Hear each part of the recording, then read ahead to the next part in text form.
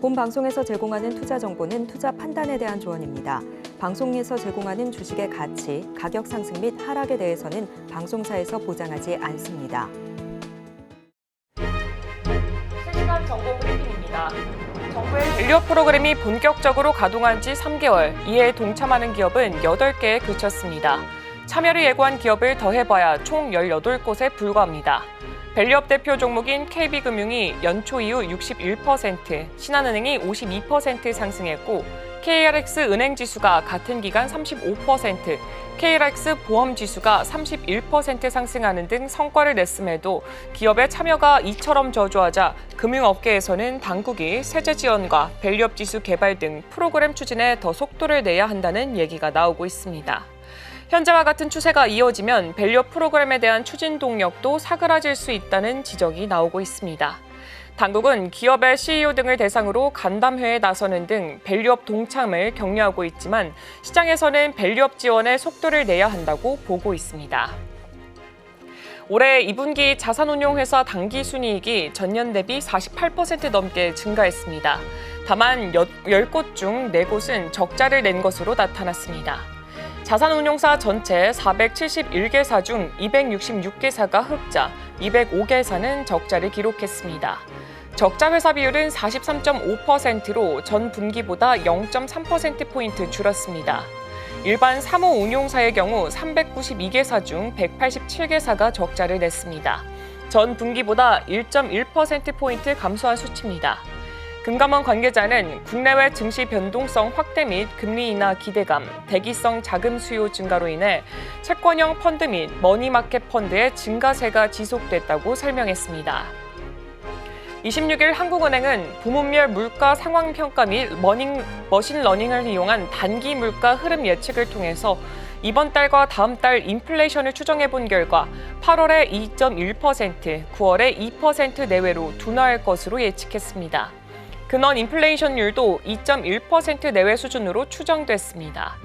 품목별 가격 상승률에 대한 모형 예측에 따르면 비근원 품목에서는 농산물 가격 오름세가 양호한 기상 여건으로 완만한 둔화세를 이어가고 오름세가 확대되던 석유류 가격 상승률도 최근에 국제유가 하락 등을 반영해 둔화할 것으로 나타났습니다. 반면에 집세는 그간 전세 가격 지수 상승세 등이 반영되면서 완만한 상승 흐름을 이어갈 것으로 추정됐습니다. 인터넷 전문은행 카카오뱅크가 가계대출 관리를 위해서 주담대, 전월세 대출 금리 추가 인상에 나섭니다. 카카오뱅크는 26일 주택담보대출 금리를 0.5%포인트, 전월세 대출 금리를 0.1%포인트에서 0.5%포인트 인상한다고 밝혔습니다. 또한 다음 달 3일부터 주담대 상품에 5년 주기형 변동금리를 신설한다고 밝혔습니다. 5년 주기형은 대출 실행 후 5년마다 금리가 달라지는 상품이고요. 기존 5년 고정형 혼합금리 상품은 판매가 중단될 예정입니다. 카카오뱅크 관계자는 가계대출의 안정적인 관리를 위해서 금리를 조정했다고 밝혔습니다.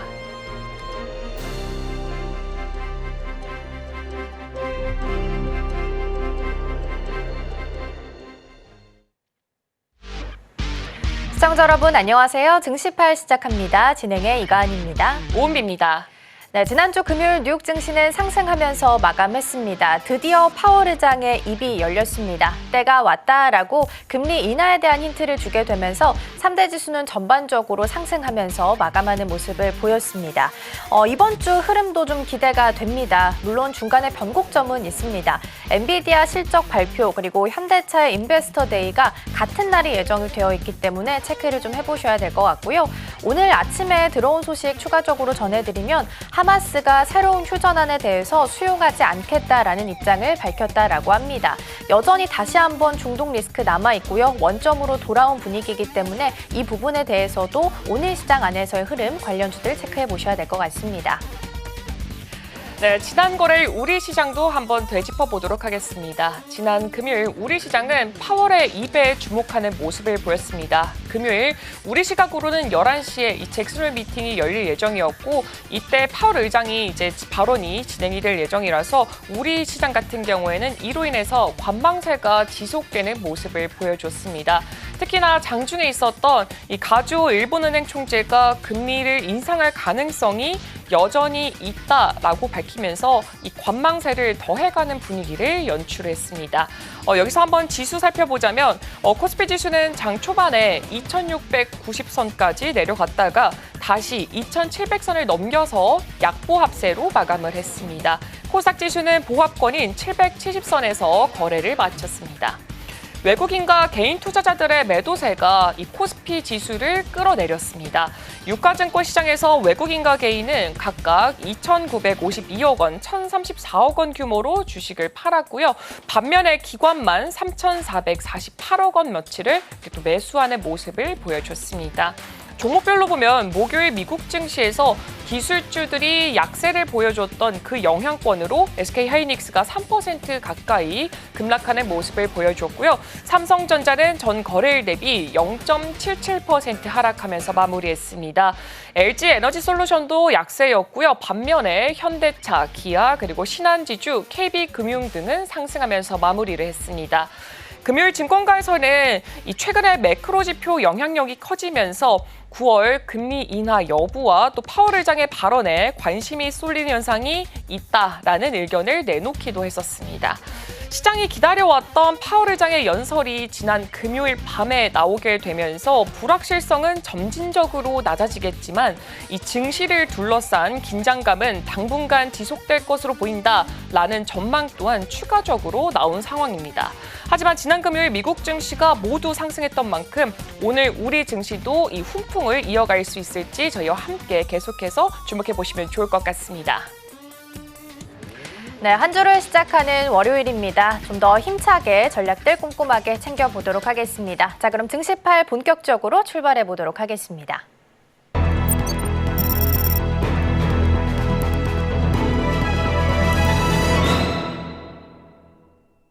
네, 오늘의 포커스온으로 이어가 보도록 하겠습니다. 오늘 도움 말씀에는 서울경제TV 포커스온 김선윤 전문가 화상으로 연결되어 있습니다. 전문가님 안녕하세요. 네, 안녕하세요. 네, 그렇다면 전문가님 이전 종목들 AES 한번 진행해 보도록 하겠습니다. 일단은 첫 번째로 어떤 종목부터 살펴보면 좋을까요? 아우딘 퓨처스부터 한번 살펴보면 좋을 것 같은데요. 바로 직전에 이렇게 설명을 해주셨던 종목인데 아무래도 이때 이슈가 이 세븐틴의 멤버 에스쿱스가 모델로 이렇게 진행이 되면서 시장에서 꽤나 주목을 받았는데 제가 조금 더 살펴봤더니 이제 오는 10월에 미니 12집을 발매한다라는 소식이 있었습니다. 이전에도 가수가 모델일 경우에 앨범을 새로 낸다던가 혹은 콘서트가 진행이 되면은 그 관련 종목들 모델로 있는 화장품이나 의류 쪽에서 주식이 움직임을 좀 보여주는 그런 모습이 있었는데 이번에도 이렇게 좀 장기적 10월까지는 바라봐도 될까요? 네, 잘 짚어주셨는데요. 물론 이제 앨범 이슈도 있긴 해요. 근데 이제 더 중요한 게 하반기부터 실적 성장이 정말 큰 폭으로 나와줍니다. 특히나 이미 7월부터 실적이 돌려 세웠다라는 좀 얘기가 있고요. 아마도 반기까지는 조금 힘든 부분이었지만은 이게 에스쿱스를 비롯해서 유명 인플루언서들을 토대로 해서 성장을 좀 보여줍니다. 특히나 이제 강조드리고 싶었던 것은 그냥 일반 화장품이라기보다는 미국과 일본 중심으로 진행이 되고요. 그리고 미국 쪽으로 보자면 아마존이나 코스트코 중심으로 해서 많은 판매가 되고 있고 일본 쪽 같은 경우에도 큐텐이나 돈키호테 등의 일본 오프라인 매장 쪽이 확대가 됩니다.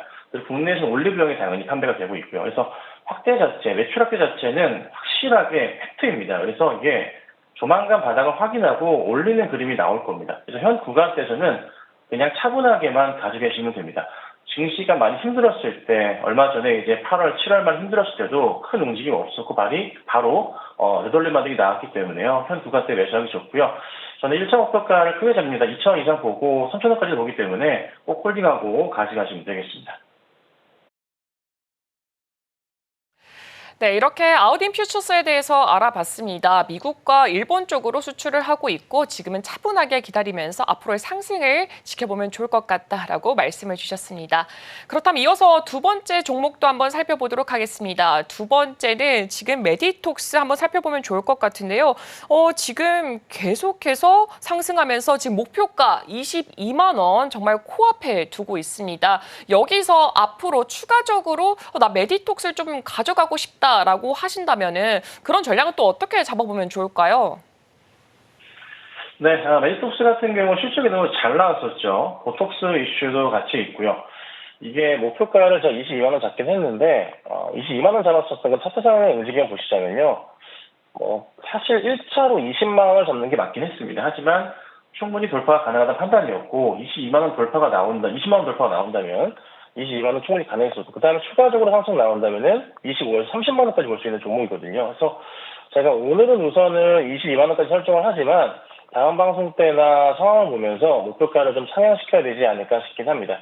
분명한 것은 보톡스 매출 비롯해서 그다음 최근에 이제 제약바이오 이슈들 가운데서 메디톡스가 실적을 통한 성장이 나와주고 있거든요. 특히나 이제 그 매출은 전년 동기 대비해서 26% 성장을 했고요. 영업이익과 순이익은 50%, 33%가 상승을 했습니다.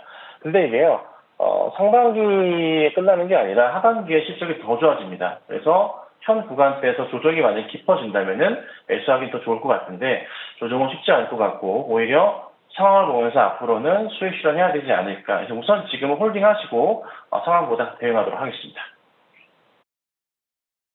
네, 메디톡스 AS까지 받아봤습니다. 일단은 홀딩하면서 상황을 좀 지켜보고 우리 전문가님께서 계속해서 체크해 주시겠다라고 말씀해 주셨고요.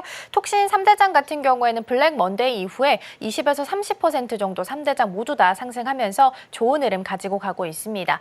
이 종목 계속해서 체크해 보도록 하겠고요. 이어서 지난주 금요일 장 마감한 후에 움직였던 시간의 특징주 먼저 살펴보시죠. 네, 시간의 특징주입니다. 엔시스, 코오롱 글로벌, 한선 엔지니어링, 이램, 그리고 SY 스틸텍 자리하고 있고요. 시간 외에서는 맥스트 같은 종목은 유증 소식을 전하면서 하한가를 기록하기도 했고요. 일부 종목은 호실적을 발표하면서 강세를 보이기도 했습니다. 또 테마적으로는 전기차 배터리 관련주들이 다시 한번 강세를 보였는데요. 관련된 내용 잠시 후에 함께 짚어보시죠. 네, 시간의 특징주 먼저 확인해봤습니다. 전문가님, 이 중에서 오늘 장 안에서 추가적으로 보면 좋을 종목 어떤 종목 있을까요? 네, 시간으로 움직였었던 게 앵커님 말씀 주셨던 대로 해서요. 전기차 배터리 쪽이나 화재 방어하는 쪽이 좀 많았습니다. 그래서 그 관련주들의 움직임이 좀 있었는데 자, 우선 엔시스 같은 경우가 금요일 시장에서도 상당히 급등이 나왔었어요. 23%까지 급등 나왔다가 8% 마감을 했는데요. 시간으로 상한가를 갑니다. 배터리 전공정 비전 검사 핵심 기술 부각 이슈로 인해서 상승이 좀 나와줬는데 이 이슈는 나쁘지 않을 것 같고요. 그 다음 또 보자면은 이램 같은 경우도 같은 계열로 볼 건데요. 이램 같은 경우도 최근에 지금 상당히 좀 급등이 좀 나왔다가 하락하는 모습이었어요. 이게 그 유상증자 이슈 때문에 좀 밀렸었다가 다시 반등이 좀 나왔었는데 이게 또 화재 없는 배터리, 바나듐 배터리 이슈를 통해서 주가가 좀 반등을 했던 모습입니다. 그런데 금요일도 되돌리는 모습이었는데요. 시간으로도 상승이 나와서 한 번 더 움직임이 있을 수 있겠구나라는 그런 판단입니다. 자, 그 다음 보면은 코오롱 글로벌 같은 경우도 좀 보시면 좋을 것 같은데요. 코오롱 글로벌이 9.9%가 상승을 했습니다. 풍력 개발 펀드 조성 협약 이슈도 있지만 이게 코오롱 글로벌 같은 경우는 동해 심해 가스전 투자 입찰 주관사 선정 소식도 있었잖아요. 그래서 대왕고래 이슈가 좀 같이 있기 때문에 이에 따른 조금 포인트가 나올 수 있어요. 우선 시간으로 9.9% 상승을 했고요. 바닥에서 돌리는 그림입니다. 그래서 사실 많이 밀렸다가 또 올라가는 모습이라서 쉽게 이게 또 밑으로 꺼지기보다는 다시 한번 빠르게 올려칠 가능성이 더 있지 않을까 싶습니다. 그래서 오늘 11,000원대 이상의 돌파 가능성은 있어 보이고요. 추가적으로 상승이 나온다면 차트상으로 보이는 구간은 1차 구간 자체는 11,500원 정도까지 열려있다는 판단이에요. 만약에 이제 11,500원짜리 돌파가 나와준다면은 좀 더 큰 상승 보고서 13,000원까지도 볼 수 있는 그런 종목이 아닌가 생각이 드니까 코오롱 글로벌도 차분하게 보자 말씀드리고요. 또 하나 같은 계열로 보자면은 한선 엔지니어링 같은 경우에도 최근에 차트에서는 바닥을 좀 다지면서 올려친 다음에 박스 상황입니다. 그러니까 5월부터 해서 나름의 박스권 자리를 보여주면서 등락과 하락을 등락을 보여주고 있는데 최근에 박스 전고점대를 돌파하기 위한 시도가 좀 나아지고 있는 상황에서 시간으로 지금 6.7%가 올랐거든요. 그것도 동해 가스전 관련의 이슈가 좀 되기 때문에 그와 관련해서 또 매출 확대 포인트가 잡힐 수 있다 보니까 또 그에 따른 기대 심리 자체가 커지게 되면서 주가의 좀 방향성 자체가 잡히는 것 같습니다. 그래서 한선 엔지니어링 같은 경우도 최근에 조금 급등 이슈가 좀 많았었는데요. 한 번 더 움직임이 나와주면서 갈 수 있지 않을까 그런 판단이 들기도 하고요. 참고하시면 되지 않을까. 그래서 우선은 종목들은 시간으로 올랐었던 종목들은 전기차 배터리 관련주들이랑 그 다음에 동해 가스전 중심의 종목들이 올랐었다. 근데 오늘은 아마 움직임이 좀 다를 수도 있습니다. 이게 그 이스라엘 쪽 헤즈볼라 쪽의 이슈가 좀 터졌단 말이에요. 그래서 좀 전면전 이슈가 나오기 때문에 그간에 좀 많이 죽어 있었던 이런 종목이 갈 수도 있습니다. 주말 이슈였기 때문에요. 한국석유 같은 경우나 아니면 흥국석유나 흥하해운 있죠. 요 라인으로 해서 움직임이 나올 수 있어요. 그래서 아마도 오늘은 이스라엘 이슈를 보고서 대응을 해야 되지 않을까 싶기도 하고요. 그리고 또 하나 전기차 테마 관련해서 또 말씀을 좀 드려보자면 전기차 화재 무조건 잡아야 된다. 정부가 이제 아예 정책적으로 스프링클러 의무화 얘기가 있었기 때문에 그와 관련된 종목들도 움직임이 있을 수 있습니다. 그래서 오늘은 이쪽 이스라엘 중동 전쟁 이슈 보셔야 되고요. 그 다음에 스프링클러 관련주들 보셔야 됩니다. 핵심주들이기 때문에 체크하시고 스프링클러 관련주들이 꽤 많은데요. 제가 이미 초록 밴드 통해서 올려드렸기 때문에 참고하시고 보시면 좋지 않을까 이 정도 말씀드리겠습니다. 네, 지난 거래일 시간의 특징조로는 이 배터리, 화재 관련주들이 정말 많이 차지하고 있다라고 말씀을 주셨습니다. 하지만 오늘은 그 움직임이 다소 더딜 수 있다라는 가능성을 말씀해 주셨는데요. 그 이유로 지금 이스라엘과 헤즈볼라 갈등이 오늘 이슈로 굉장히 크게 자리 잡은 만큼 그 관련 종목들의 움직임이 커질 가능성이 있고 또 더불어서 여기다가 스프링클러 관련주까지 체크해 보시면 좋을 것 같다라고 의견을 주셨습니다. 네, 그렇다면 전문가님, 오늘은 어떤 섹터 쪽을 살펴보는 게 좋을까요? 네, 그래서 이미 말씀드렸던 대로 그 섹터가 좋긴 한데요. 지난주에 좀 많이 올랐었던 그런 종목들이 있기 때문에 잠깐 체크를 해드리자면 우선 KBG 같은 경우가 지난 금요일날 25% 상승 마감을 했어요. 그러니까 전기차용 방열 소재 개발 이슈가 좀 있고 최근에 사실 좀 불이 많이 나요. 호텔, 모텔 쪽도 그렇고, 그다음에 자동차도 그렇고, 왜 그런지 모르겠습니다. 그래서 방열 소재 자체가 계속적으로 좀 이슈가 되지 않을까 싶긴 하거든요. 그리고 또 하나, 조금 전에 말씀드렸던 스프링클러 이슈도 우리가 이제 빼놓을 수가 없어요. 무조건 보셔야 됩니다. 무조건 큰 그림 그려서 갈 수밖에 없는데요. 스프링클러 관련주도 잠깐만 제가 짚어드리겠습니다. 자, 우선 여러 가지 종목들이 있는데, 자, 하락텍 있습니다. 참고하시고요. 그리고 한빛 레이저도 스프링클러 관련주입니다. 근데 한빛 레이저 같은 경우에도 역시나 지난주 보시면은 차트 흐름 자체가요, 굉장히 조금 긍정적인 모습을 좀 많이 보여줬거든요. 그러니까 바닥에서 돌리면서 가는 그런 포인트가 나와요. 특히나 한빛 레이저도 오늘 제가 거론해드리는 이유가 뭐냐면 전기차 화재 예방 수단 셀 추적 레이저 마킹 시스템 부각이 되는 것도 있긴 하지만 스프링클러 관련주로서도 주목을 해야 되는 종목이기 때문에 체크하시면 되고요. 그 다음 스프링클러 관련주에 또 말씀드려보자면은 MZ 솔루션 같은 경우에도 현대 인프라코어 자회사 통해서 스프링클러 관련주로서 엮여있기도 합니다. 이 종목 같은 경우도 최근에 바닥 확인되면서 가는 모습이 좀 나올 수 있지 않을까 싶기도 하고, 그 다음에 나노팀 같은 경우도 스프링클러 관련주로 이슈가 좀 되고 있고요. 그 다음에 이닉스 보셔야 되고요. 그 다음에 밀테크 그런 식으로 있는데 종목들은 많아요. 그리드 위주, 한중, NCS, 모베이스 전자 등등이 있는데 이 관련된 종목들은 제가 이미 다 올려놨으니까 참고하시고 꼭 오늘 장에서는 이스라엘 쪽과 스프링클러 관련주를 보셔야 된다라고 말씀드리고요. 그리고 중요하게 보셔야 될 게 지금 이제 트럼프와 해리스의 지지율 격차 중에서도 사실 그렇게 큰 폭의 흐름이 안 나옵니다. 지난 주말까지만 하더라도 트럼프가 앞서는 모습이었는데 지금 현재 실시간의 예측치는 다시 또 해리스가 1% 앞섭니다. 사실 케네디가 트럼프를 지지한다고 해서 이게 크게 바뀔 가능성은 좀 낮긴 했어요. 왜냐하면은 케네디 지지하는 사람들, 케네디 단은요 전통적으로 민주당 지지하는 쪽입니다. 그래서 지금 현재 케네디 주니어가 요걸 좀 많이 먹고 있다고 하는데 난리가 났다고 하죠. 근데 어쨌든 지지를 하긴 했어요. 이슈가 될 수 있긴 하겠지만은 케네디가 트럼프를 지지한다고 해서 그 지지율의 변동폭 자체가 크게 바뀌진 않을 것 같아요. 그래서 그 부분도 보시면 될 것 같고 오히려 오늘 시장은 이쪽 이스라엘 쪽 중동 전쟁 관련과 스프링클러가 새로운 이슈이기 때문에 보셔야 될 것 같고 그 다음 또 보시면 하나 더 말씀드려볼까요? 우리 의사분들도 이제 파업을 하기도 했었는데 문제는 간호사분들도 조금 파업 이슈가 있다 보니까 비대면 의료 AI 관련주들이 움직일 수도 있습니다. 그래서 대표적인 종목이 있죠. 인성 종목 같은 경우가 될 수가 있고요.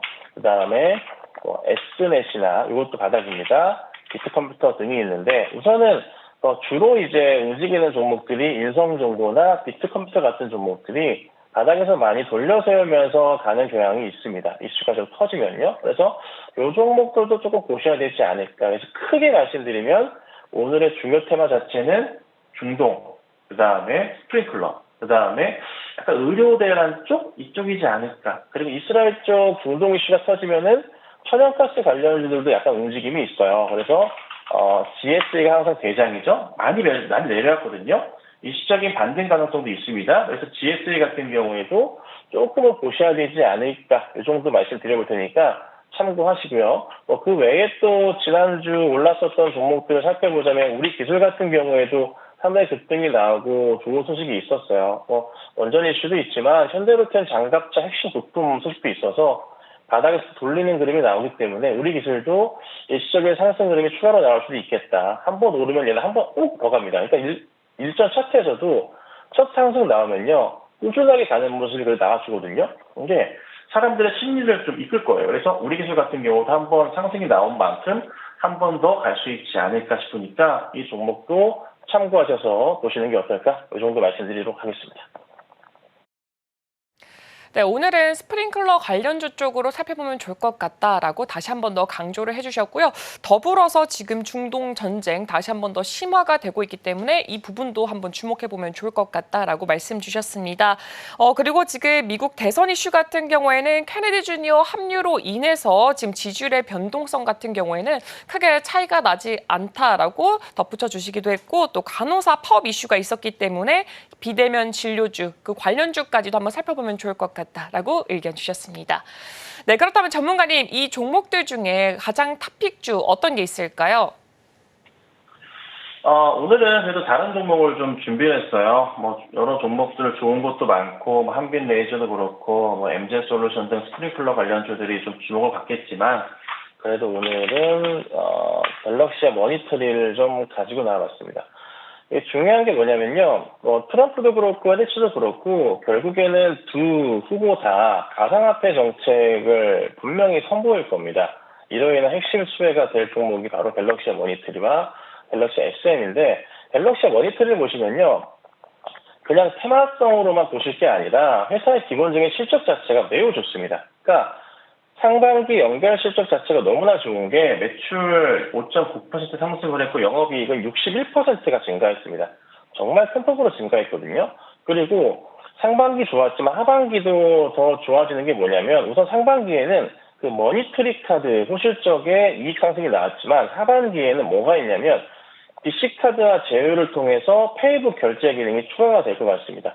이렇게 되면 또 많이 올라가는데요. 페이북 같은 경우는 저도 사용을 하지만 굉장히 편하게 쓰고 있거든요. 그래서 우선 매출 확대 포인트가 너무 많다. 근데 여기에 누가 됐던, 트럼프가 됐던, 해리스가 됐던 가상화폐에 대한 포인트를 잡아준다. 얘기만 꺼내준다면 반등이 나올 거고 차트를 보시더라도 최근에 한 번의 큰 상승 이후에 큰 하락이 다시 나오긴 했지만 다시 천천히 바닥을 지지하면서 올라가는 그림이 나와주고 있어요. 네.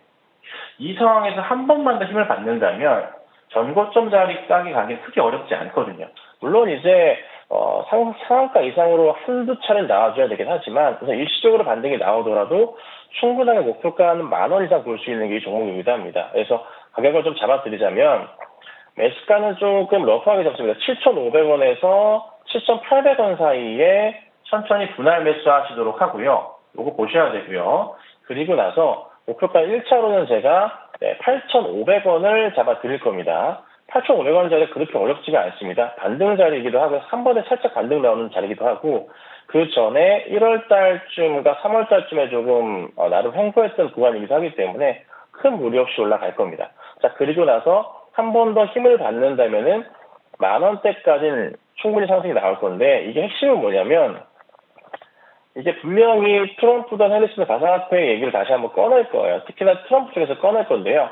얘기를 한 번 꺼내면 급등이 나올 겁니다. 근데 급등에서는 가능한 한 정리를 해주셔야 돼요. 급등 따라서 더 갈 거라 생각하신다면 좋긴 하겠지만은 맞고 떨어집니다. 그래서 우선 만약에 돌파가 세게 나온다. 한 번에 상승을 주고 한 번 더 가서 10,000원을 넘는다면은 이건 가능한 무조건 정리하셔야 되고요.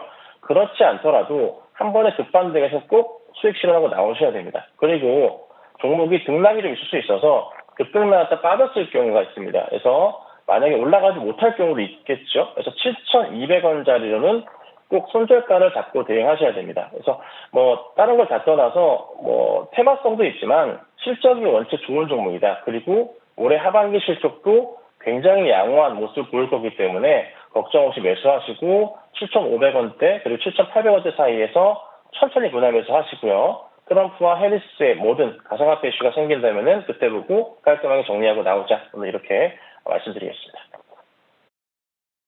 네, 오늘의 탑픽주로 갤럭시와 머니트리 살펴봤습니다. 일단 트럼프 후보는 본인이 가상화폐의 아버지다라고 표현을 하기도 했고 해리스 후보도 가상화폐 성장을 지지하겠다라고 러브콜 보내고 있기 때문에 사실 두 후보 어느 후보가 당선된다 하더라도 수혜를 받아갈 수 있는 섹터로 현재 부상을 좀 하고 있습니다. 상반기에 실적 잘 나왔고요. 하반기에도 계속해서 흐름 이어갈 것으로 전망되기 때문에 좀 보시면 좋을 것 같고요. 일단 목표가는 8,500원 그리고 손절가 7,200원 라인 말씀을 주셨습니다. 만약에 후보 관련해서 급등이 나온다면 또 차익도 실현하고 가자라는 팁까지 남겨주셨습니다. 우리 김선윤 전문가님의 전략들 더 궁금하다 하시는 분들께서는 정오의 템베거에서 확인 가능하니까요. 이 부분까지도 많은 관심 부탁드리겠습니다. 오늘 도움 말씀은 여기까지 듣도록 하겠습니다. 전문가님 고맙습니다. 네, 감사합니다. 네, 오늘의 탑픽 종목 전략 다시 한번 화면을 통해서 정리해보고요. 계속해서 이어가 보도록 하겠습니다.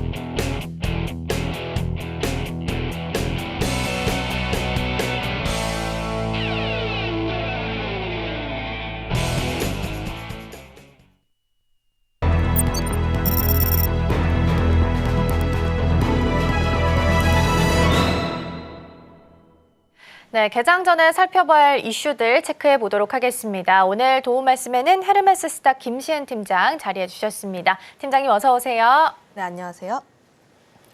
네, 이어서 오늘 주제 먼저 확인해 보도록 하겠습니다. 오늘의 주제입니다.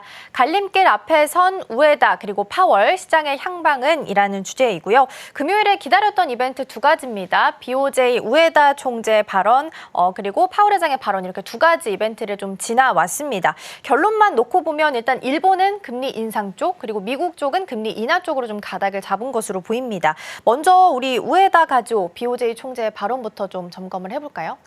일단 지난주에 가장 주요한 이벤트였던 것 중 하나가 우에다 BOJ 총재의 발언이라고 보시면 좋을 것 같은데 7월 31일에 일본이 금리 인상을 하겠다라고 발표하게 되면서 엔화가 강세 흐름들을 펼쳐졌고 그로 인해서 엔캐리 트레이드가 발생하면서 증시의 급락이 이어졌던 만큼 가장 중요한 자리였다라고 보시면 좋을 것 같아요. 금리 인상에 대해서 배경을 설명을 하는 자리였다라고 보시면 좋을 것 같은데 현재 8월 7일에 글로벌 금융시장에서 상황을 보면서 정책을 조절하겠다라고 부총리가 코멘트를 했습니다. 그러면 총리의 입장에서도 인식 차이가 얼마나 있을 것인지가 가장 중요한 포인트였는데 크게 차이는 없었다라고 보시면 좋을 것 같고요.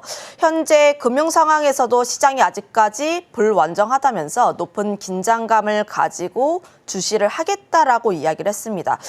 좀 금융 완화에 대해서 좀 조정을 하겠다라고 보시면 좋을 것 같고 시장의 상황들을 보면서 금리 인상에 대한 기조를 계속해서 유지해 나가겠다라는 이야기를 펼쳐줬다 보니까 사실 지금 이 기조 같은 경우가 우리가 예상을 했었던 그런 발언이라고 보시면 좋을 것 같고 그로 인해서 시장이 발언들이 나오면서 다시 한번 증시가 바닥을 찍고 올라가는 모습들을 보였습니다.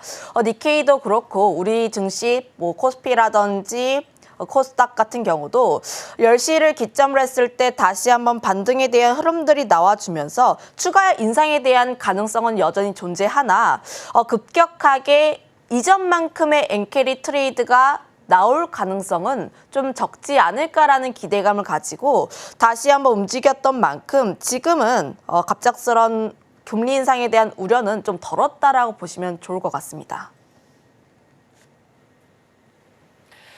네, 일단은 우에다 총재 같은 경우에는 금융시장은 아직 불안정하고 긴장감을 갖고 주시한다라고 말을 하면서 앞으로의 사태에 대해서도 계속해서 살펴보면 좋을 것 같다라는 전망까지 제시해 주셨습니다. 그렇다면은 지금 제가 이렇게 말을 전반적으로 보니까 금리 인상을 배제하지 않겠다라는 말은 지표가 나왔을 때 지표가 좀 떨어지면 금리 인상을 하겠다라고도 해석이 가능하잖아요. 근데 만약에 지금 전 세계적으로 금리를 계속해서 낮추려고 어떻게든 노력하는 이 모습에서 일본만 금리를 인상하게 된다면 이 글로벌 시장에서 이 제2의 엔캐리 트레이드 사태 같은 이런 일이 또 일어날 수가 있을까요? 가능성 충분히 있다고 보면 될 것 같아요. 아무래도 지금 방향성 자체는 나왔습니다. 미국은 금리 인하를 하겠다. 그리고 일본 같은 경우는 혼자서 금리 인상을 하겠다라는 기조가 먼저 나왔는데 지금 일본이 금리 인상을 하지 않겠다라고 가정을 해도 미국 같은 경우는 금리 인하를 하다 보니까 달러의 약세가 나올 수밖에 없는 상황이라고 보시면 좋을 것 같고요. 달러의 약세가 나오게 되었을 때 다른 안전자산들의 가치가 올라갈 수가 있습니다. 보통 4대 안전자산이라고 불리는데 달러, 엔화, 금, 미국채라고 보시면 좋을 것 같아요.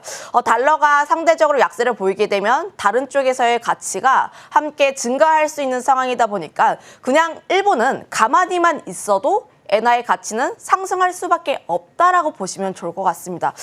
그런데 이런 상황 속에서 일본이 금리 인상을 하게 되었을 때의 그 엔화의 가치는 더 크게 올라갈 수가 있으니 지금 이 경우를 생각을 해보면 이전보다 더 강력한 엔캐리 트레이드가 발생할 수 있다라고 생각을 한번 해보시면 좋을 것 같아요. 물론 우리가 BOJ 총재의 발언을 통해서 급격한 금리 인상은 하지 않겠다라고 이야기를 한 만큼 시장의 우려를 살짝 덜 수는 있지만 그럼에도 불구하고 지금 일본과 미국과의 금리 차가 좁혀지면 좁혀질수록 좀 엔캐리 트레이드에 대한 가능성은 더 크게 열려 있다라고 보시면 좋을 것 같습니다. 그로 인해서 9월 금리 인하가 25bp냐 혹은 50bp냐에 따라서 함께 그 부분에서의 금리가 차이가 얼마 줄어드는지 역시도 하나의 관전 포인트가 되지 않을까라는 의견도 드려보도록 할게요.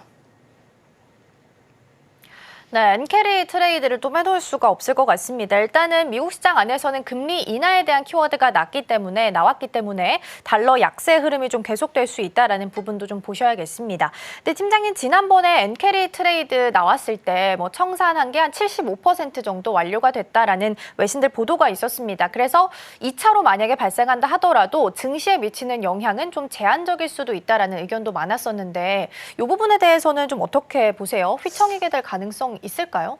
그게 이제 엔캐리 트레이드를 어디까지 보느냐에 따라서 범위는 크게 달라질 수 있고 규모 역시도 크게 달라질 수 있다라고 보시면 좋을 것 같아요. JP 모건이 75%가 청산이 되었다라는 멘트를 하긴 했지만 지금 그 부분에서 청산된 쪽은 투기적인 엔숏 포지션이라 보시면 좋을 것 같고 엔화가 약세를 펼칠 가능성이 높다 하는 쪽에서의 75%가 청산이 되었다라고 보시면 좋을 것 같은데 그에 반해서 아직까지 대출에 대한 부분들이라든지 이런 부분들은 청산이 되지 않았습니다. 지금 엔캐리 트레이드 같은 경우는 이제 슬슬 청산 단계 시작에 돌입했다라고 보시는 게 맞을 것 같고요. 제가 앞서 이야기를 했던 대출에 대한 부분들이 원래 엔캐리 규모 같은 경우가 엔화의 해외 대출 규모로 많이 보고 있어요. 그중에서 헤지펀드가 주로 많이 대출을 하는데 엔화의 대출의 절반 이상이 헤지펀드가 대출을 했습니다. 거기에서 24년 정도에 대출한 규모가 1조 달러라고 보시면 좋을 것 같고 그중에서 절반이 헤지펀드가 대출했다라고 가정을 하면은 아직까지 남아있는 물량 같은 경우는 5천억 달러. 시장에서 굉장히 크게 변동성이 나올 수 있는 규모라고 보시면 좋을 것 같고요. 우리나라 같은 경우에도 일단 사람들의 인식은 엔캐리 트레이드의 자금이 비중이 굉장히 적다. 비중이 약 5% 정도밖에 안 된다라는 기사들이 굉장히 많긴 하나 절대적인 금액으로 보게 되었을 때는 약 15조 정도입니다. 지금 비중은 적지만 그럼에도 불구하고 무시할 수가 없는 수준이라고 보시면 좋을 것 같아서 지금 엔캐리 트레이드 같은 경우에는 뭐 청산이 되었다 이런 것이 아니라 앞으로 더 나올 수 있는 물량이 굉장히 많고 그리고 일본이 금리 인하를 얼마나 급격하게 하는지 그리고 미국이 금리 인하를 얼마나 빨리 하는지에 따라서 그 기준점은 크게 달라질 수가 있기에 잘못하면은 그러니까 블랙 먼데이 때 나타났던 그 증시의 하락만큼의 또 이제 충격이 또 나올 수 있다라고 한번 생각해 보시면 좋을 것 같습니다. 네, 미국의 금리 인하 그리고 일본의 금리 상승 얼만큼 빨라지는지 혹은 느려지는지에 따라서 지난번에 블랙 먼데이 그때 조금 악몽을 다시 한 번 더 재현할 수 있다까지 말씀을 해주셨습니다. 그렇다면 팀장님 여기서 또 다시 한 번 더 눈을 돌려볼 것이 한 곳도 있는 것 같습니다. 바로 지난 금요일이었죠. 정말 8월 달을 오로지 이날만을 위해서 주시한 게 아닌가 싶을 정도로 많은 분들이 관심을 모았던 게 이 잭슨 미팅에서 우리 시간으로는 금요일 11시 파월 의장의 발언이 있었는데 제가 그때 실시간으로 보고 있었거든요. 봤는데 생각보다 굉장히 조금 너무 완화되게끔 좀 부드럽게 말을 많이 하더라고요. 우리는 앞으로 점진적으로 더 발전해 나갈 것이다. 우리는 지금 인하하고 있다. 이런 식으로 말을 하는 거 봐서는 지금 굉장히 비둘기파적인 성격을 띠고 있는 것 같습니다. 이때 한번 어떤 발언이 있었는지 한번 좀 정리해 주시기 바랍니다. 일단 크게 포인트는 두 가지에서 잡아보시면 좋을 것 같아요. 생각보다 굉장히 더 비둘기파적이었다. 그로 인해서 9월 금리 인하가 확실시가 되었고 그다음에 가장 중요한 포인트 같은 경우에는 25bp냐 50bp냐의 차이다라고 보시면 좋을 것 같고 두 번째 포인트 같은 경우는 좀 이제 고용만이 남았다라고 보시면 좋을 것 같은데 멘트들에 대해서 우리가 조금 더 이야기를 해보자면 우선 두 갈식으로 이야기를 했습니다. 정책 조정의 시간이 왔다. 그로 인해서 가야 하는 방향성 자체가 명확하다라고 이야기를 하면서 9월 금리 인하에 대한 기대감을 확실시를 했고요. 물론 우리가 FOMC 의사록에서 봤다시피 다수의 의원들이 9월에 금리 인하를 해야 한다라는 발언들이 굉장히 많이 나오긴 했으나 파월이 이 정도까지 이야기를 한 것 자체는 굉장히 기대감을 불러일으킬 수밖에 없는 상황이라 보시면 좋을 것 같아요. 거기다가 더해서 지금 금리 인하에 대한 부분에서 보게 되었을 때 금리 인하의 타이밍이라든지 혹은 속도 같은 경우가 데이터를 점점 보겠다라고 이야기를 했는데 다만 우리가 티미 라오스가 점진적이라든지 체계적이라는 이 발언도 또 회피를 한 부분들이 있어서 25bp냐 혹은 50bp냐의 차이에 따라서도 또 우리가 가장 관전 포인트가 될 수 있지 않을까라는 생각도 함께 가져볼 수가 있었습니다. 그 다음에 중요한 부분들이 이제부터는 고용이다. 이제 물가에 대한 안정은 나타난 것 같고 고용 같은 경우도 우리가 조금 더 봐야 할 필요가 있는데 인플레이션 같은 경우에는 2%에 대한 확신이 나타났어요. 이제 더 이상 물가 지표 같은 경우는 좀 이전만큼의 경계감을 갖지 않아도 된다 쪽으로 해석을 해보시면 좋을 것 같은데 가장 중요했던 게 우리가 물가 지표를 보면은 에너지와 주거 쪽을 봐야 했습니다. 그런데 주거 쪽을 보게 되었을 때 지난주 금요일에 발표가 되었던 주택시장 관련 지표를 보게 되었을 때 다시 한번 부동산 가격이 반등을 하는 흐름들이 나오게 되면서 좀 변화가 나오는 조짐들이 나왔고 에너지 가격 같은 경우도 보게 되었을 때 현재 지정학적 리스크가 전면전까지는 가지 않을 것 같다라는 내용들이 점점 더 퍼지면서 이와 같은 우려들을 좀 덜고 있는 상황들이라고 보시면 좋을 것 같아요. 그러면 물가에서 가장 중요하게 봤던 두 가지 포인트에서의 큰 변수가 나오지 않는다면은 더 이상의 큰 우려는 없을 것이다라고 보는 게 더 맞을 것 같습니다. 그러면 가장 중요한 게 이제부터는 노동 지표라고 보시면 좋을 것 같아요. 물론 우리가 노동 지표를 보게 되었을 때 매주마다 신규 실업 수당 청구 건수를 계속해서 체크를 해보긴 했지만 그럼에도 불구하고 이전보다의 그 중요성이 더 강해졌다라고 보시면 좋을 것 같고 가장 중요한 것은 9월 16일에 발표가 되는 8월 고용보고서라고 보시면 좋을 것 같은데 우리가 7월 고용보고서에서의 변화를 보고 큰 충격을 받았던 만큼 그 부분에서의 노동지표가 좀 악화가 재확인이 된다면 이 또한 증시의 변수 포인트로 남을 수가 있어서 결국은 노동 지표를 우리가 확인을 해야 한다. 매주 발표되는 그 노동에 대한 지표들도 확인을 해야 하고 8월 노동 고용 보고서 역시도 우리가 계속 체크를 해봐야 하는 포인트라고 보시면 좋을 것 같습니다. 네, 그렇죠. 파월 의장도 일단은 지금처럼 지표가 나온다면이라는 가정을 붙였기 때문에 고용 지표들 계속해서 좀 보셔야 될 것 같습니다. 특히 8월 고용 보고서 발표가 중요해 보이고요. 이제 시장 안에서는 25bp를 인하할 것인지 50bp를 인하할 것인지 여기가 조금 더 중요해 보입니다. 이제 달러원 환율 이전에 저희가 1,400원 뭐 이야기 계속 하고 있다가 이제 갑자기 분위기가 확 반전이 되면서 이제 연말 되면 1,200원 론까지 갈 수 있다 뭐 이런 가설이 좀 등장하고 있습니다. 환율 향방은 좀 어떻게 보고 계실까요?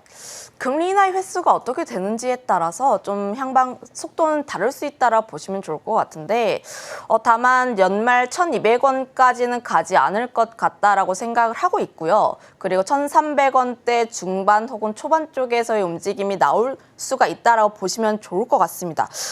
달러가 약세를 보이는 이유가 금리 인하에 대한 부분들이다 보니까 결국 9월에 25bp를 인하하는지 50bp를 인하하는지에 따라서 달러의 움직임이 달라질 수 있다라고 보시면 좋을 것 같고요. 거기다가 더해서 중국 같은 경우에도 위안화가 저점을 다지는 모습들을 보여주고 있어서 이것에 대한 반등세가 어떻게 나오는지 또한 좀 가장 중요한 포인트가 되지 않을까라는 의견도 한번 드려보도록 하겠습니다. 전반적으로 달러 같은 경우가 물론 최근에 급격한 하락세가 나와주긴 했으나 그럼에도 불구하고 연말 1,200원까지는 가지 않을 것 같다라는 게 저의 개인적인 생각입니다.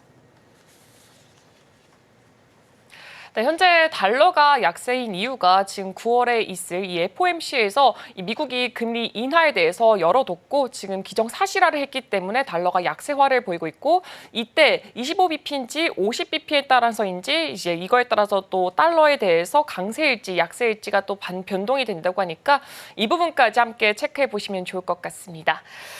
그렇다면 지금 환율도 그렇고 금리도 그렇고 환율은 지금 계속해서 조금 1,330원까지 터치를 하는 모습을 보여줬습니다. 하지만 금리는 미국은 내려가고 일본은 올라가고 사실 변동성이 심하다라고 하면 심하다고도 좀 볼 수가 있을 것 같은데 앞으로 우리는 이 시장에서 전략 어떻게 잡아 나가면 좋을까요?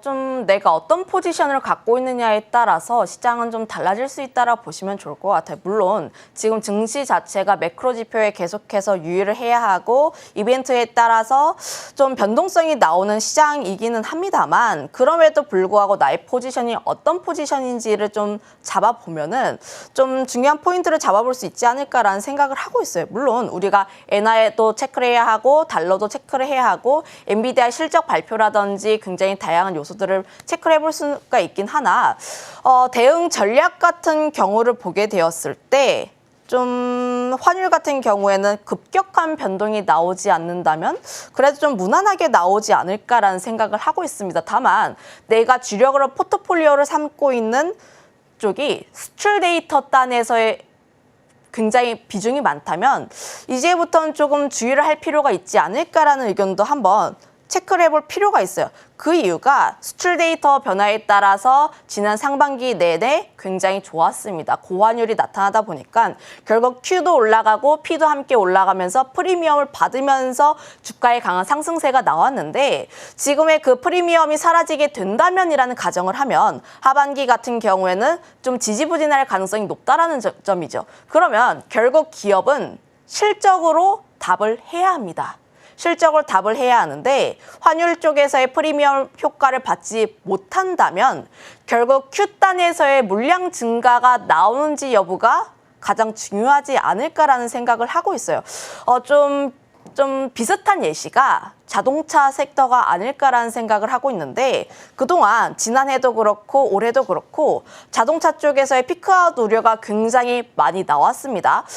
그런데 Q단에서의 물량이 좀 감소하긴 했지만 그럼에도 불구하고 최대 실적을 발표를 했던 이유가 P단에서의 견조한 그리고 그 이상의 효과가 나타났기 때문이라 보시면 좋을 것 같아요.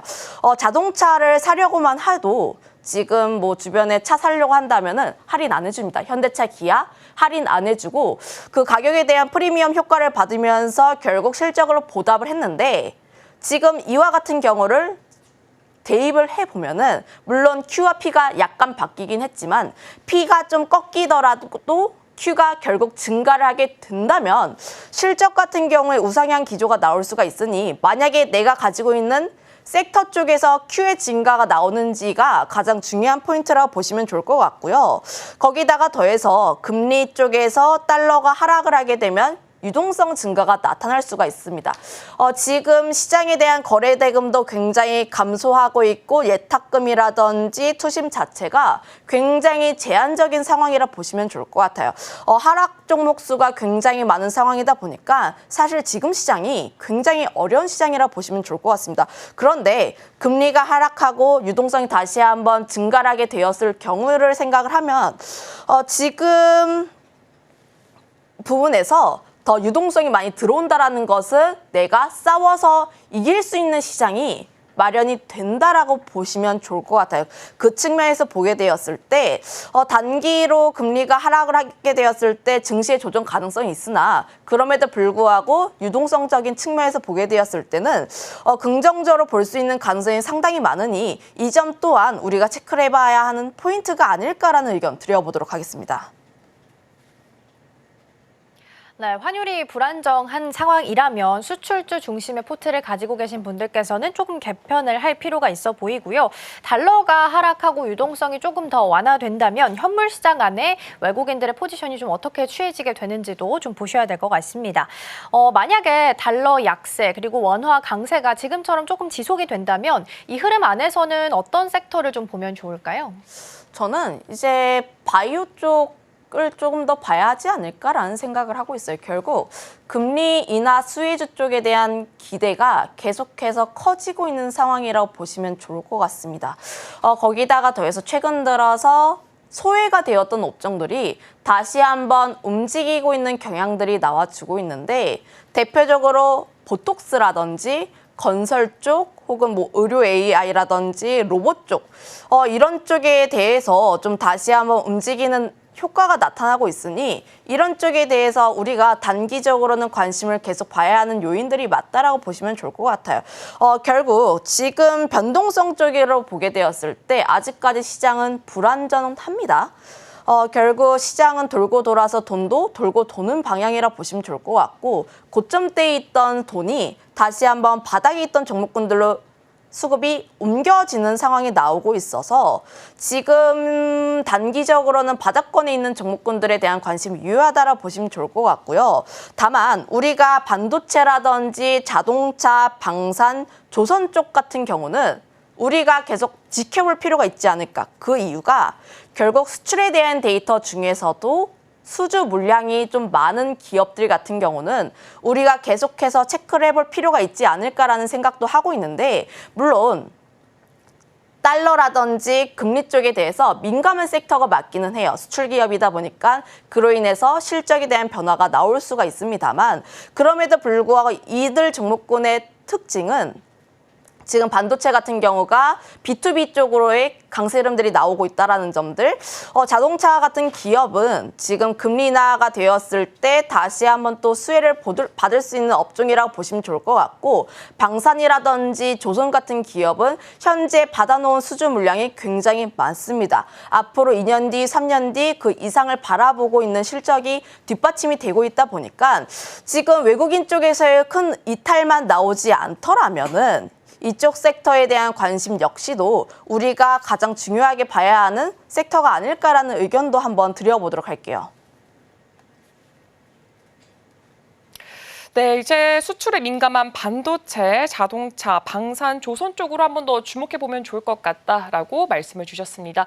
그렇다면 팀장님, 지금 좀 짧게 하나 좀 질문을 더 추가적으로 드리고 싶은 게 당장 28일에 엔비디아 발표가 있습니다. 실적 발표가 있는데 지금 정말 많은 리포트나 아니면 외신 쪽에서도 지금 이 주가 어닝 서프라이즈 녹여져 있다. 혹은 아직까지는 한 번 더 간다. 이렇게 지금 양극의 입장이 갈리고 있는 상황입니다. 팀장님이 보셨을 때는 엔비디아 앞으로 추가 상승 과연 가능할까요? 저는 이제 올해까지만 보게 되었을 좀 기간을 넓히겠습니다. 기간을 올해까지로 넓혔을 때 추가 상승에 대한 기대감은 상당히 남아있다라고 보시면 좋을 것 같아요. 엔비디아처럼 실적이 잘 나오고 그리고 가이던스가 공격적인 기업이 거의 없다 보니 엔비디아가 가지고 있는 기대감 상당히 크다라고 보시면 좋을 것 같습니다.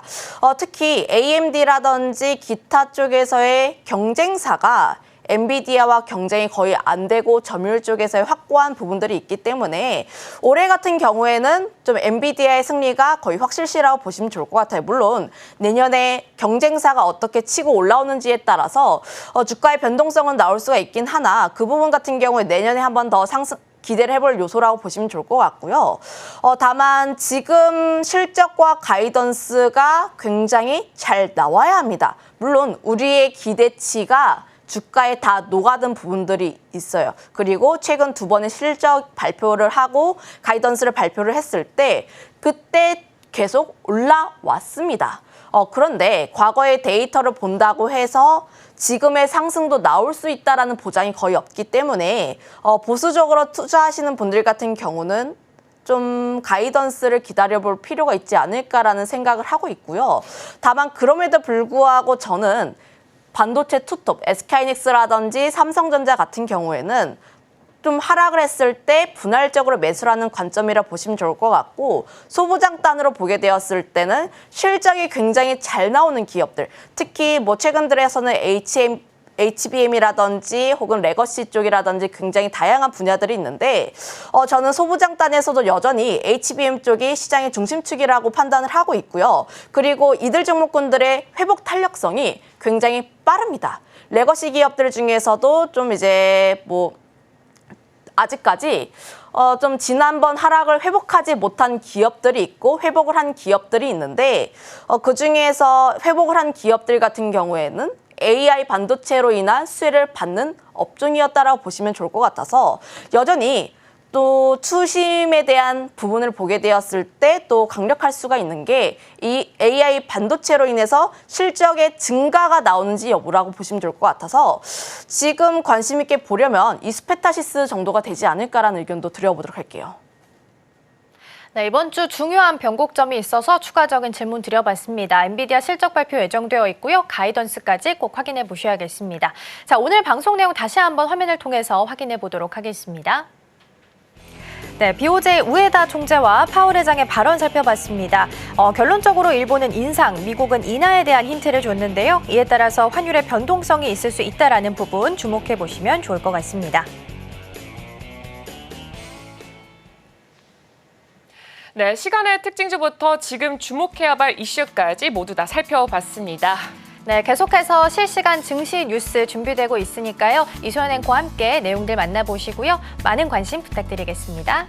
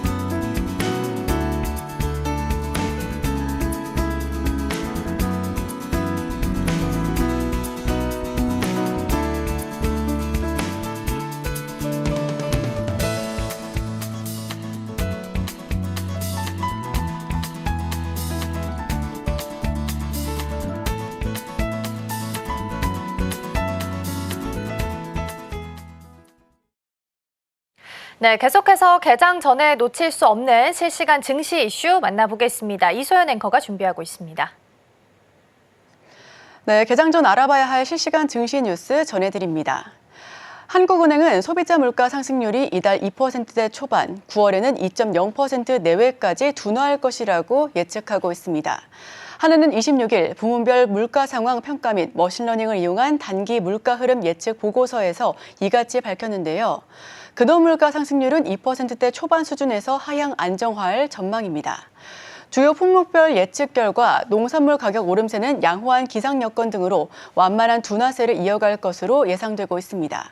석유류 가격 상승률 역시 최근 국제유가 하락을 반영해 둔화할 전망이고요. 다만 집세는 그간 전세 가격 상승세가 반영되면서 낮은 수준에서 완만한 오름세를 나타낼 것으로 예상하고 있습니다. 한국은행은 앞으로 물가 흐름은 공급 충격이 크게 발생하지 않는 한 목표 수준을 향해 안정적으로 수렴해 갈 것으로 내다봤습니다.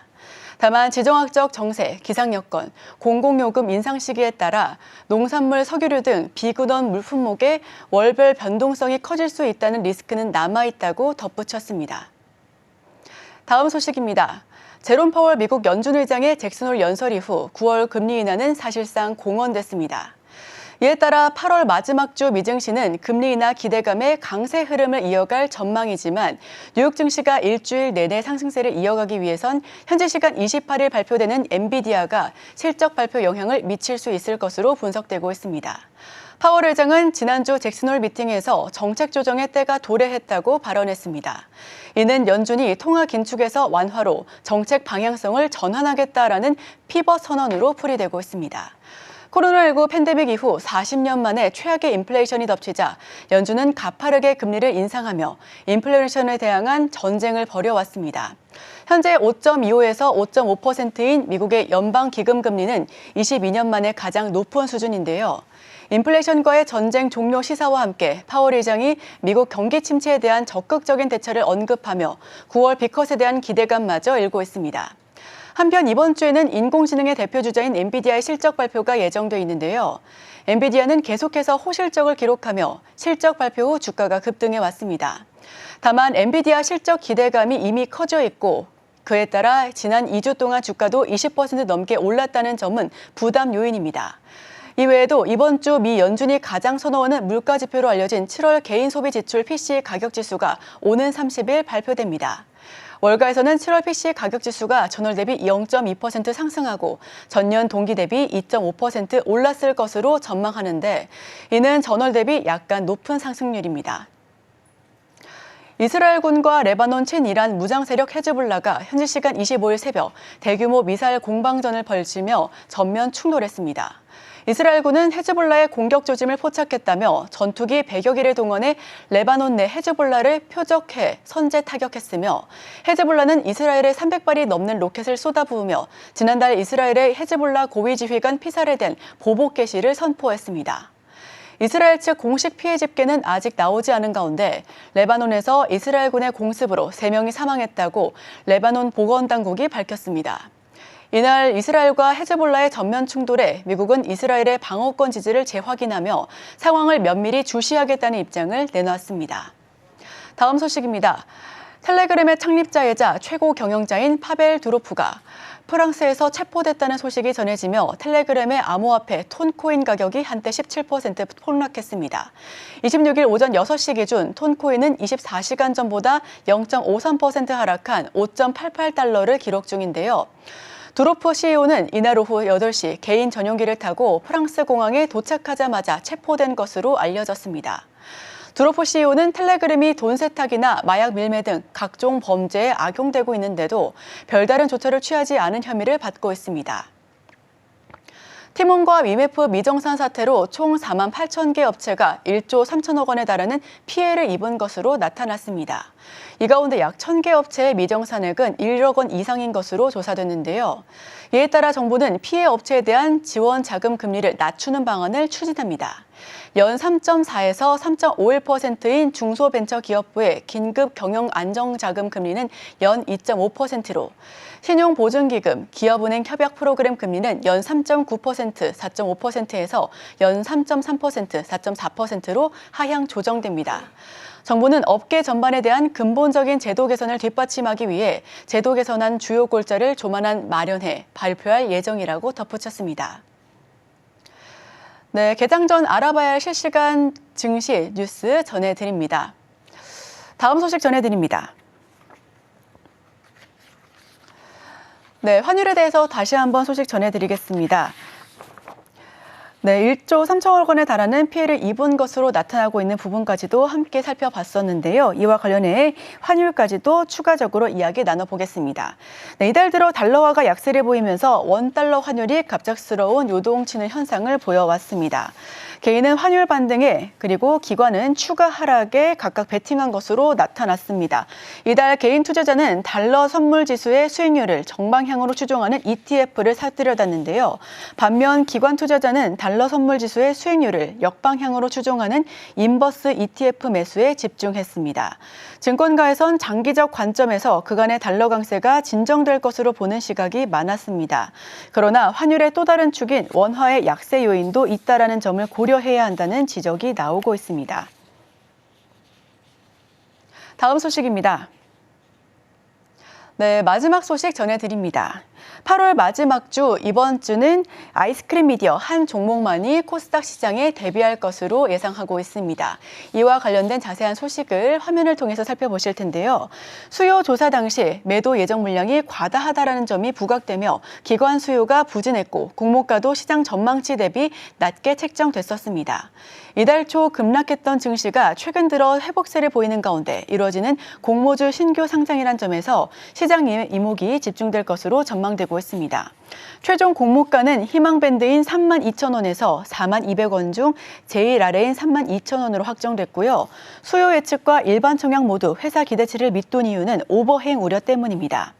오너 일가가 보호 예수 기간을 6개월로 잡으면서 차익 실현을 노린 매물이 쏟아질 것이란 분석에 힘을 얻었습니다. 오늘 제가 준비한 소식은 여기까지입니다. 계속해서 오늘 개장 상황 함께 지켜보시길 바랍니다.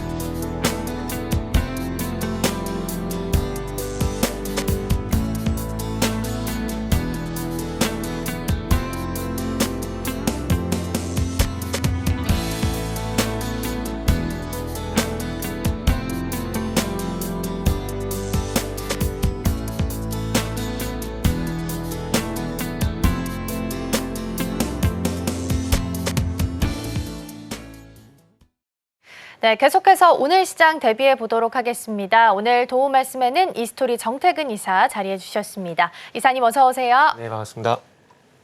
네, 기다렸던 파월 의장의 입이 열렸습니다. 네. 때가 왔다라고 표현이 좀 나와서 3대 지수도 상승 마감을 했고 오늘 우리 시장도 좀 잘 가지 않을까라고 기대가 좀 되고 있는데 전반적인 흐름 좀 어떻게 예상을 좀 하고 계실까요? 일단은 뭐 증시는 좋지 않을까 생각이 좀 들어요. 근데 그 부분이 이제 장 후반까지 이어지는 좀 관건인데 일단 어쨌든 금리 인하에 대한 기대감들이 상당히 많이 좀 고조가 되는 것 같습니다. 일단은 공식적으로 잭슨홀에서 이제 파월이 일단 뭐 때가 왔다라고 얘기를 하고 신호를 준 상황들이기 때문에 거기에 대한 기대감으로 인해서 일단은 상승 출발하게 될 것 같아요. 그러나 이번 주 잘 아시다시피 이제 예정되어 있는 어떤 지표들도 있거든요. 일단 죄송합니다. 잭슨홀 아니죠. 그 엔비디아 실적 발표도 있고요. 그리고 이 실적 발표 위에 또 금요일 같은 경우는 미국에서 PC 물가지수 발표가 예정이 되는 상황들입니다. 그래서 이런 지표에 대한 확인을 하자라는 그런 심리들도 분명히 좀 있을 것 같고요. 그리고 국내적으로 봤을 때는 지난주 같은 경우는 이제 신규 상장주가 상당히 많았었는데 이번 주는 플레이위드라든지 에이스소프트, 게임즈의 어떤 신작 발표가 좀 예정이 되어 있는 상황입니다. 그러다 보니까 이런 게임 관련된 테마가 좀 형성되지 않을까 생각을 하고 있고요. 그리고 현대차가 또 인베스터 데이를 좀 예정을 하고 있는 상황들이기 때문에 이런 이슈에서 어떤 테마가 형성되는 건 장세가 좀 이어지지 않을까라고 생각을 하고 있습니다. 전체적인 장세는 또 이제 이 집 그 중요 이벤트를 앞두고 또 이제 눈치 보기 장세가 좀 이어지지 않을까 생각이 들고요. 지난주부터 어찌 보면 조금 이제 추가 상승 제한되고 있는 모습이 나타나고 있는데 이번 주도 마찬가지로 좀 확인하자는 심리 때문에 좀 추가 상승은 좀 제한되는 흐름들이 나오지 않을까라고 생각을 좀 하고 있습니다. 네, 여전히 변곡점이 좀 남아있기 때문에 확인하고 가자라는 심리가 작동할 수도 있겠다라는 부분도 유념하셔야겠습니다. 말씀해 주셨던 변곡점 중 하나가 또 엔비디아 실적 발표입니다. 이제 시장에서는 실적은 잘 나올 걸로 예상을 하고 있기 때문에 가이던스가 더 중요하다라는 의견이 많습니다. 당분간 좀 기대감을 얻어가면서 잘 가지 않을까라고 생각이 좀 들긴 하는데 전망을 좀 어떻게 보시는지 그리고 실적 발표한 후에는 어떤 대응 전략을 좀 세워가면 좋을까요? 지금 글쎄요. 이게 현재 모건 스탠리 얘기를 좀 안 할 수가 없는데 킥아웃 말씀하시는 네네. 네. 그 피카오 뭐 준비를 하라는 그런 리포트를 최근에 냈더라고요. 그러면서 아직까지 엔비디아도 탑픽으로 제시를 하고 있는 상황입니다. 그러니까 지금 정확한 어떤 그 뷰가 좀 솔직히 저는 개인적으로 좀 헷갈린다고 말씀드려야 될 것 같아요. 엔비디아 같은 탑픽을 제시를 하고 있고, 그리고 이제 피크가 다가왔던 보고서를 보게 되면은 또 이제 반도체 같은 경우에 또 이번에 3분기 정점이 될 것이라는 그런 얘기를 하고 있는 상황이거든요. 그러다 보니까 한국 주식은 안 좋고 엔비디아만 봐야 되는 건지, 아니면 둘 다 안 좋게 봐야 되는 건지, 어떤 조금 그런 뷰에 대한 모호한 부분들이 있기 때문에 일단은 이 반도체 업황에 대한 부분들은 좀 애매한 부분들이 있는 것 같아요. 근데 그 이전에 봐야 될 부분들은 어쨌든 최근에 SK하이닉스도 그렇고 삼성전자도 그렇고 어떤 연율에서 이 종목들이 올라왔느냐, 이게 좀 먼저 우선시 돼야 된다고 생각을 하고 있거든요. 그 종목에 영향을 주는 이슈 같은 경우에는 가장 하단에는 종목이 있고 그 위에 업종이 있고 그 위에 시장이 있어요. 결국 엔비디아 같은 경우는 업종 이슈라 보게 된다라면은 그 위에 시장 이슈에 지금 저는 개인적으로 SK하이닉스도 그렇고 삼성전자 영향을 좀 받고 있다 좀 보고 있거든요. 무슨 얘기냐면은 7월 17일 이후에 시장이 1차 충격을 받게 되면서 하이닉스, 삼성전자였던 주도 하락이 나왔었고요. 그러면서 2700포인트 부근에서 추가 하락이 제한되는 모습들이 나왔었다가 2차 하락이 8월 올라 나왔습니다. 그러면 지금의 어떤 SK하이닉스, 삼성전자 같은 경우는 2차 충격이었던, 그러니까 8월 올라 있었던 2차 충격이었던 회복이 되고 있는 구간들이거든요. 거기까지 딱 회복시키고 난 이후에 2700포인트에서 좀 부침 현상이 나오고 있다는 것들은 1차 충격 위에 좀 하반기에서 보였던 부분들에서 좀 차익 실현이 나오고 있다라고 보시면 되지 않을까 생각을 하고 있습니다. 그렇기 때문에 지금은 1차 충격을 회복시킬 것이냐 말 것이냐 그런 관점에서 보게 된다라면은 삼성전자와 하이닉스 같은 경우는 업종 이슈보다는 시장 이슈에 의해서 반등을 주고 있다고 보시는 게 저는 맞다라고 생각을 하고 있습니다. 그렇기 때문에 삼성전자, 하이닉스 같은 경우는 업종 이슈보다는 삼성전자 이슈 쪽으로 먼저 바라보시고요. 그리고 난 이후에 이런 부분들이 회복이 되고 난 이후에 모건스탠에서 나온 리포트를 좀 참고하게 되면서 그러니까 즉 삼성전자, 하이닉스가 1차 하락 이전에 제자리를 좀 찾아갈 것인데, 제자리를 찾아가고 난 이후에 조금 제가 봤을 때는 모건스탠의 어떤 리포트라든지 엔비디아 어떤 방향성인지 이런 부분들을 모색을 하시는 게 좀 좋지 않을까라고 말씀을 좀 드려야 될 것 같습니다. 네, 우선은 우리 시장 안에서 이 투톱이 자리를 좀 잡는 모습을 먼저 확인한 후에 이후에 이제 모건 스탠리 쪽에서 나왔던 피크아웃에 대해서 좀 고민해 보실 필요가 있지 않을까 싶습니다. 엔비디아 실적 발표 28일에 예정되어 있다라는 부분 챙겨드리고요. 일단 오늘 시장 문 열고 다시 돌아오겠습니다.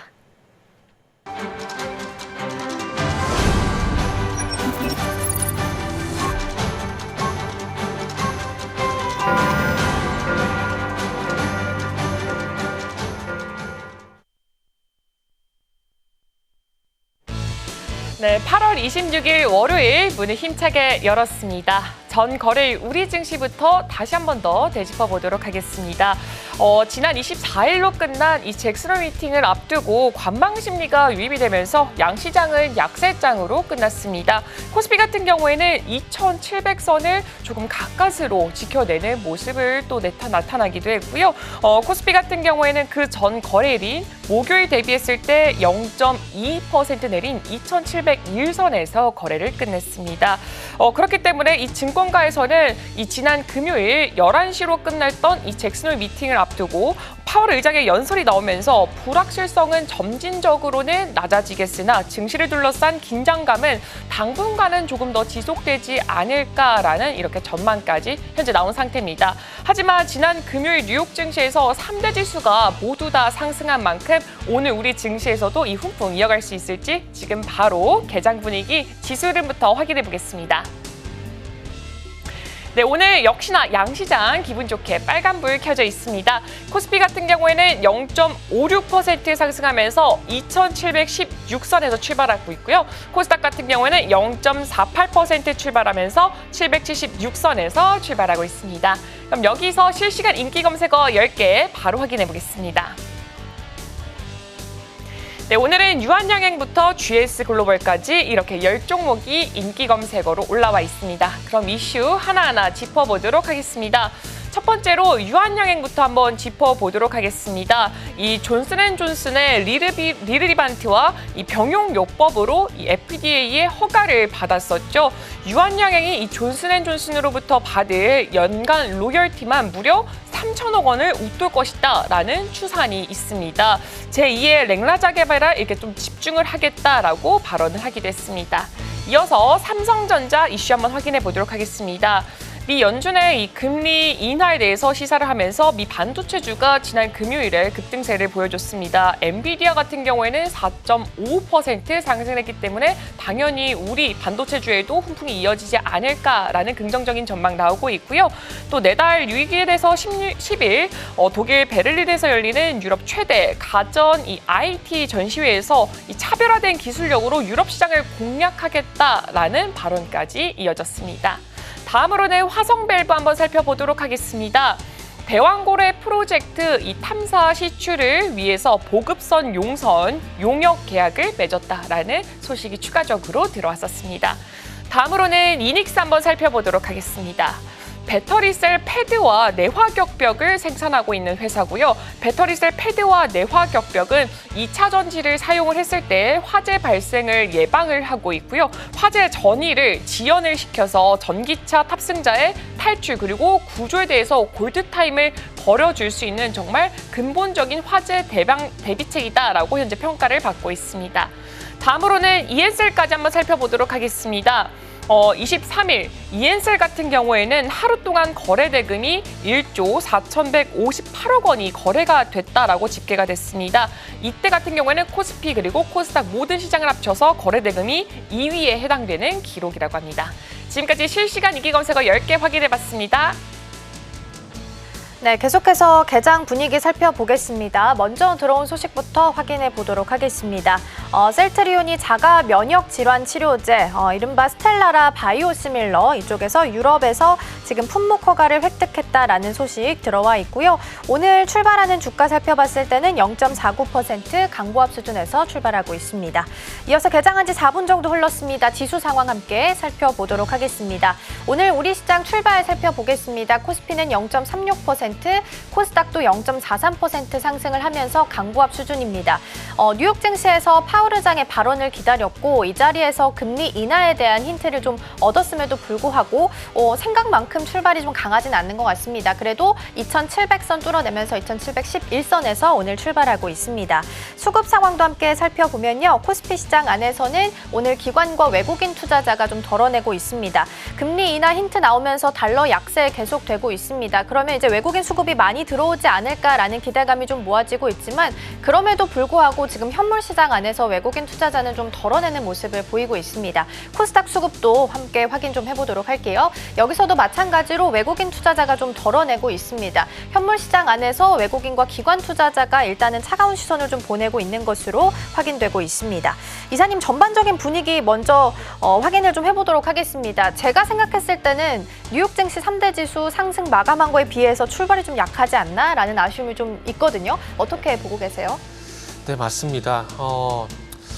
항상 미국 증시 대해서 좀 소외가 되는 게 그러니까요. 된 것 같아요. 어떨 때는 커플링이 됐다, 어떨 때는 최근에도 디커플링된 모습이 나오고 있는데, 그러니까 결국 이제 뭐 미국 증시 영향을 받게 되면서 상승 출발은 뭐 예상이 됐던 부분들이긴 하지만 그 이전에 제가 동시효과 때 그 앵커인 질문 두 번째 질문에서 언급을 드렸듯이 지금 우리나라 시장 같은 경우는 1차 충격 이후에 조금 지지를 보였던 자리, 그러면서 2차 충격이 나왔었는데 2차 충격 부분은 회복을 했는데 2차 충격 이전에 나왔었던 그 지지력을 보였던 자리 2,700포인트 이 부분에서 일시적으로 취약한다고 보시면 될 것 같습니다. 그래서 어찌 보면은 코스피 지수 같은 경우는 물론 그 잭슨 어떤 이슈가 있긴 하지만은 그런 부분에 불구하고 이 자체적으로 봤을 때 돌파해야 될 자리에 대해서 조금 이제 부대끼는 그런 모습들이 나오고 있다고 보시면 될 것 같아요. 그러나 어쨌든 1차 충격 이후에 좀 쉬어갖고 2차 충격이 나왔지만 이 모습이 하락을 나왔듯이 또 반대로 상승할 때 또 똑같은 모습이 나올 거라고 봅니다. 1차 상승 나오고 좀 부대끼는 모습이 나오겠지만은 시간이 걸리겠지만 1차 충격을 좀 회복시키는 분명히 나올 거거든요. 그래서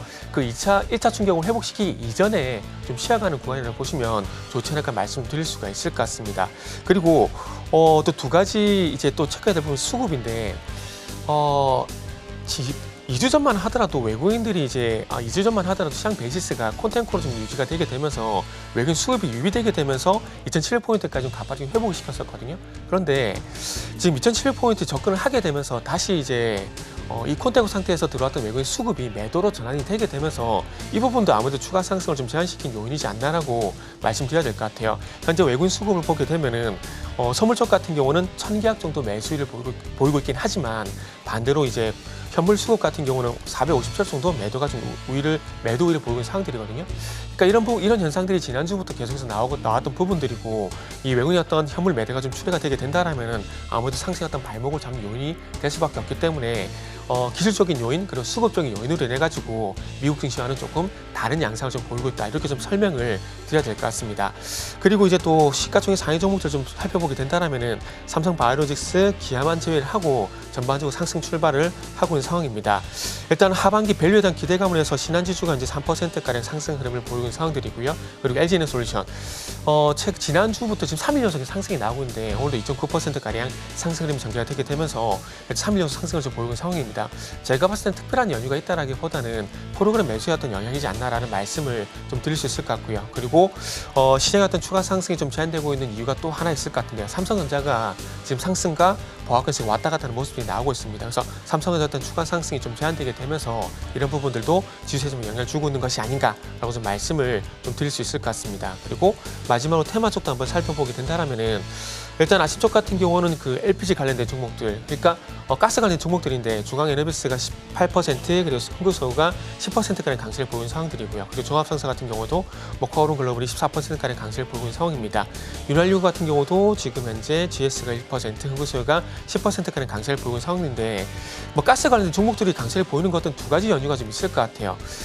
지금 주말을 통과를 하게 되면 중동 쪽에서 또 이스라엘과 해적을 했던 충돌 소식이 있었고요. 그리고 이번 주 같은 경우는 세계과학지질총회가 또 부산 팩스코에서 예정이 되는 상황입니다. 여기서 또 세계 지질학자들이 또 대한거래 프로젝트에서 논의를 한다는 얘기가 있는데 아마 이런 연유들로 인해 가지고 아마 석유 관련된 종목들이 강세를 보이는 것 같고요. 그리고 STX, 코어론 글로벌 같은 종목들이 강세를 보이는 이유가 또 거기 있지 않나라고 말씀을 드릴 수가 있을 것 같습니다. 그리고 전기차 화재 방지 관련 종목들도 강세인데 한빛레이저가 12%, 이닉스가 7%, 3기 EV 같은 종목들이 3%가량 강세를 보이고 있는 상황들입니다. 요거는 정부에서 어쨌든 이제부터 배터리 정부 공개 의무화를 이제 추진한다는 소식이 있는데 아마 이런 것들로 인해서 아마 전기차 화재 방지 테마들이 좀 강세를 보이는 것이 아닌가라고 좀 볼 수가 있을 것 같습니다. 그리고 그 외에도 2차 전지 관련 종목이라든지 모듈러 주택, 해운주, 가상화폐 관련 종목들이 현재 테마 상위에 올라와 있는 상황입니다.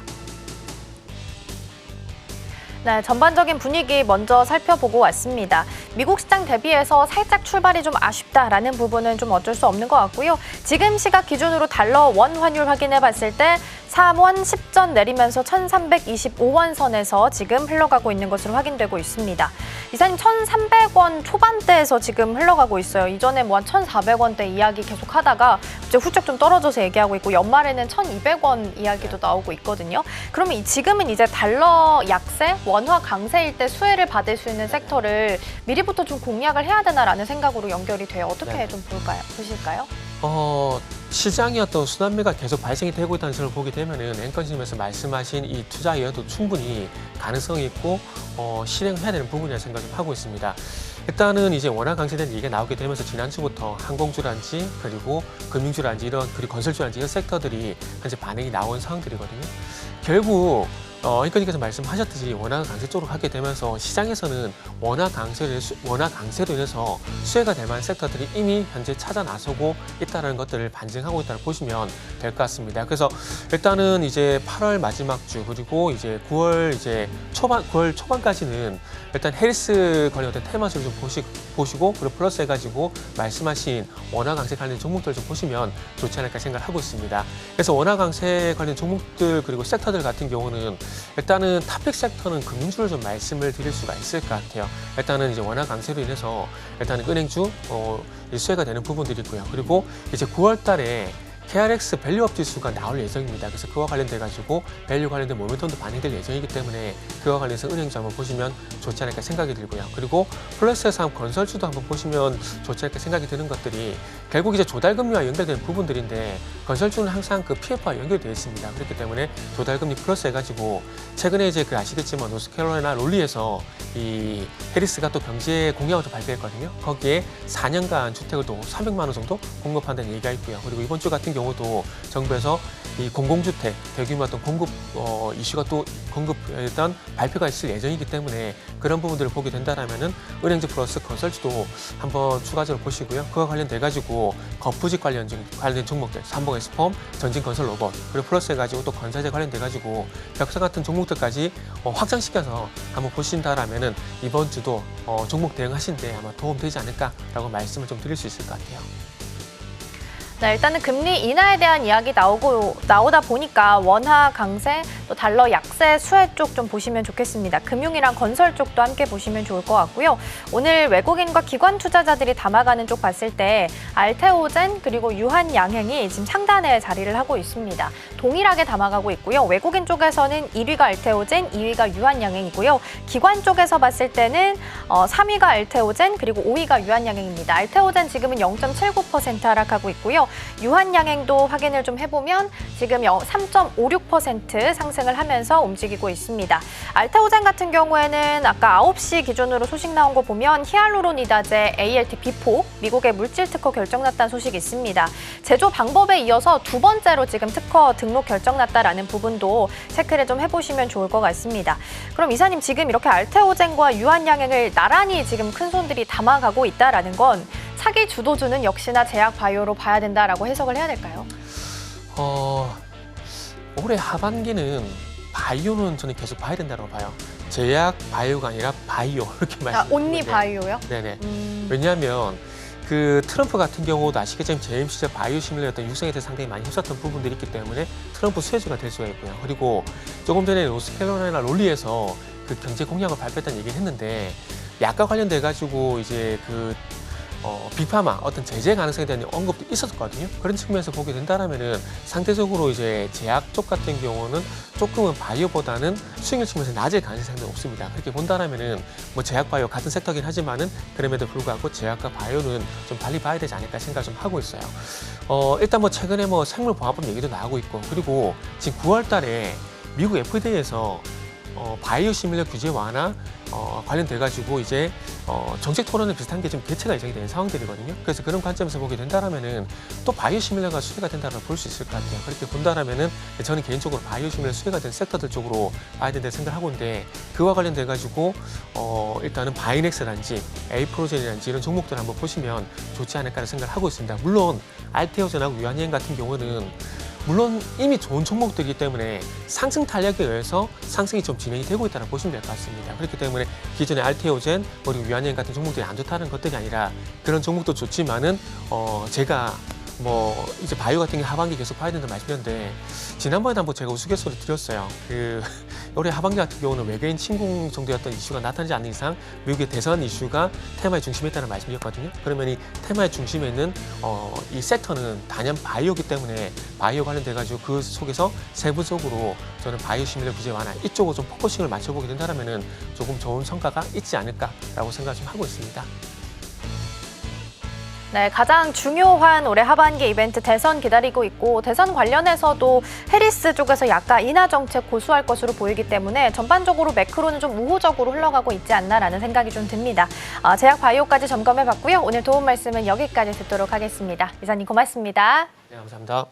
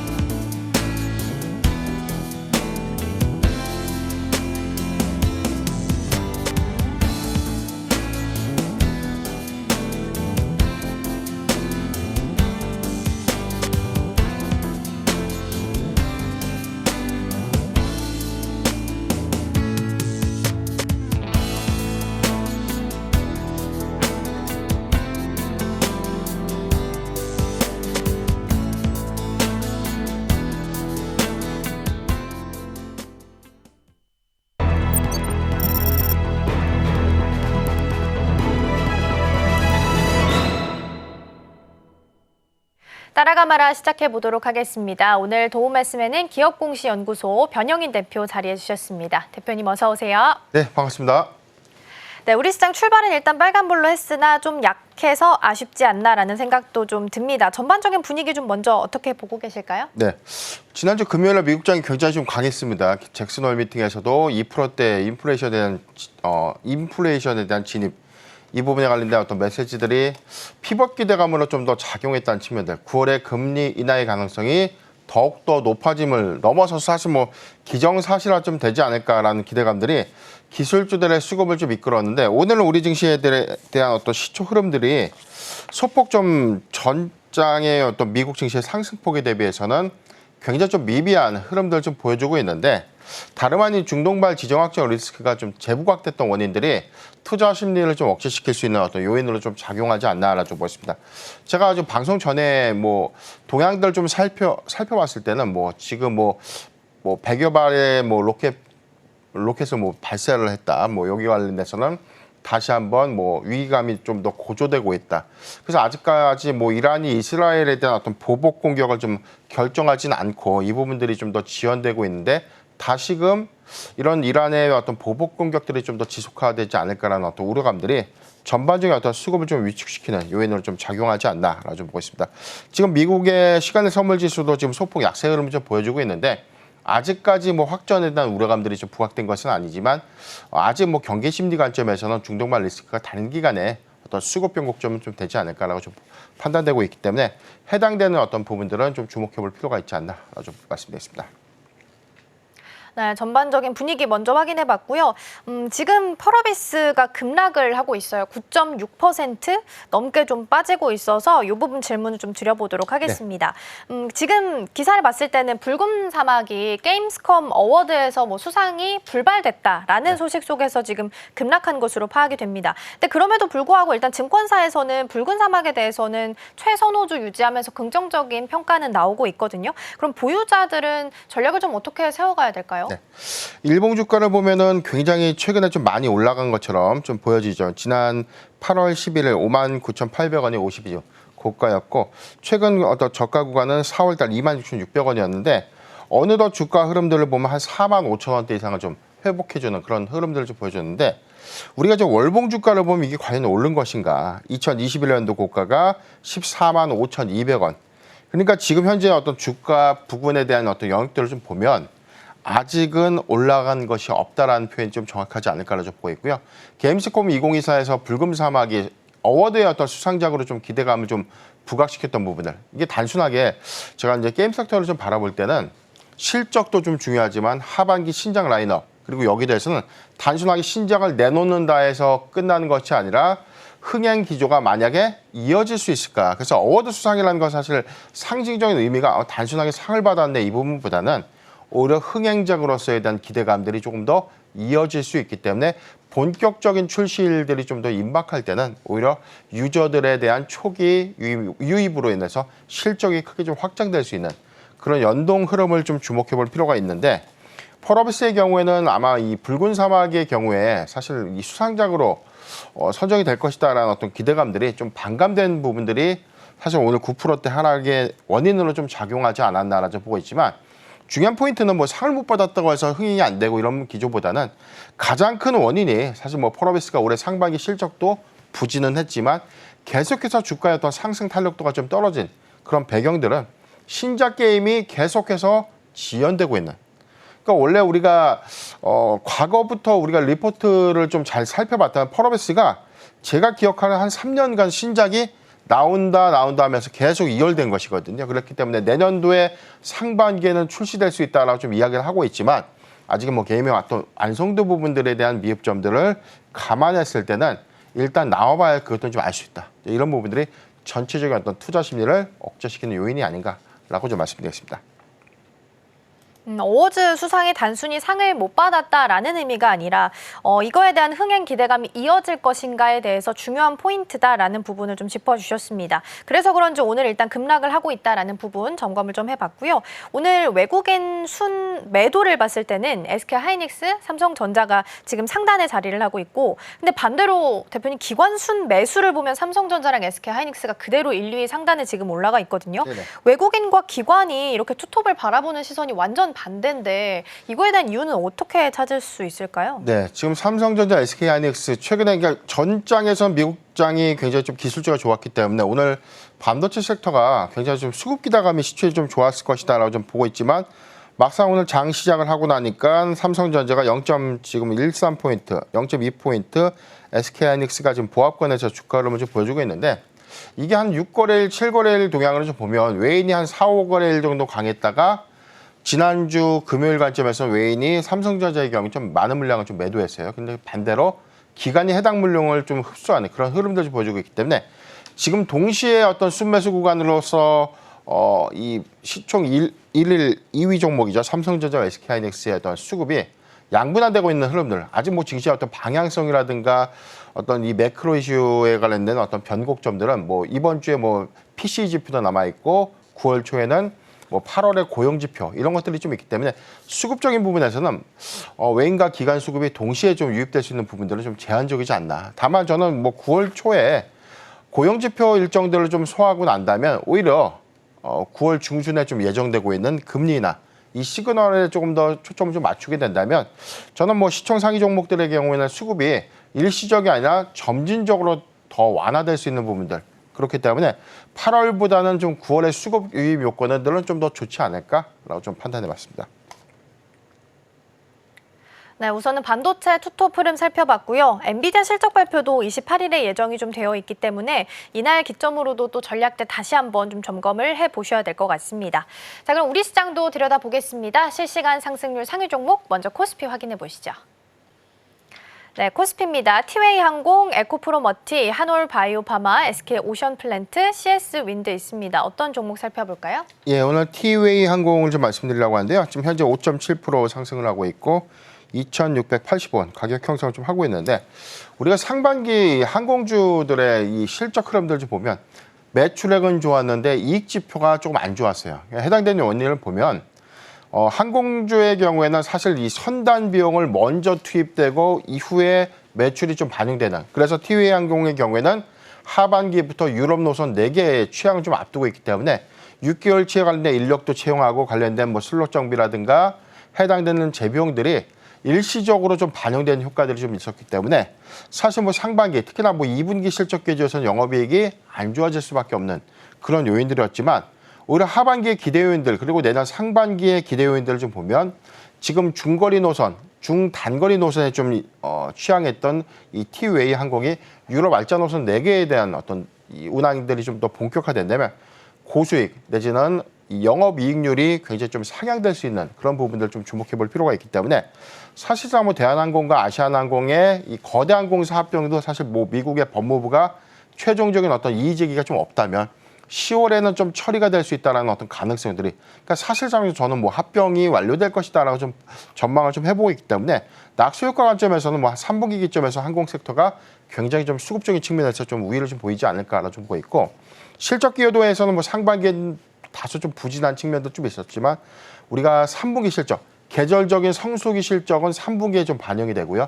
올해 뭐 황금 연휴라든가 사실 뭐 휴일 수들을 좀 전반적으로 좀 감안해 볼 때는 4분기 실적에 관련된 어떤 기대감들까지도 더 이어갈 수 있는 요인들을 좀 주목해 볼 필요가 있지 않나라 좀 보이기 때문에 저는 티웨이 항공의 경우에는 사실 오늘같이 좀 많이 올라가는 구간들보다는 오히려 좀 쉬어가는 구간에 분할 매수는 계속해서 좀 유효하지 않을까. 그래서 지금 현재보다는 앞으로 유럽 노선에 대한 취향에 따라서 이익률이 크게 개선될 수 있는 시그널을 주목해 볼 필요가 있다라고 좀 말씀드리겠습니다.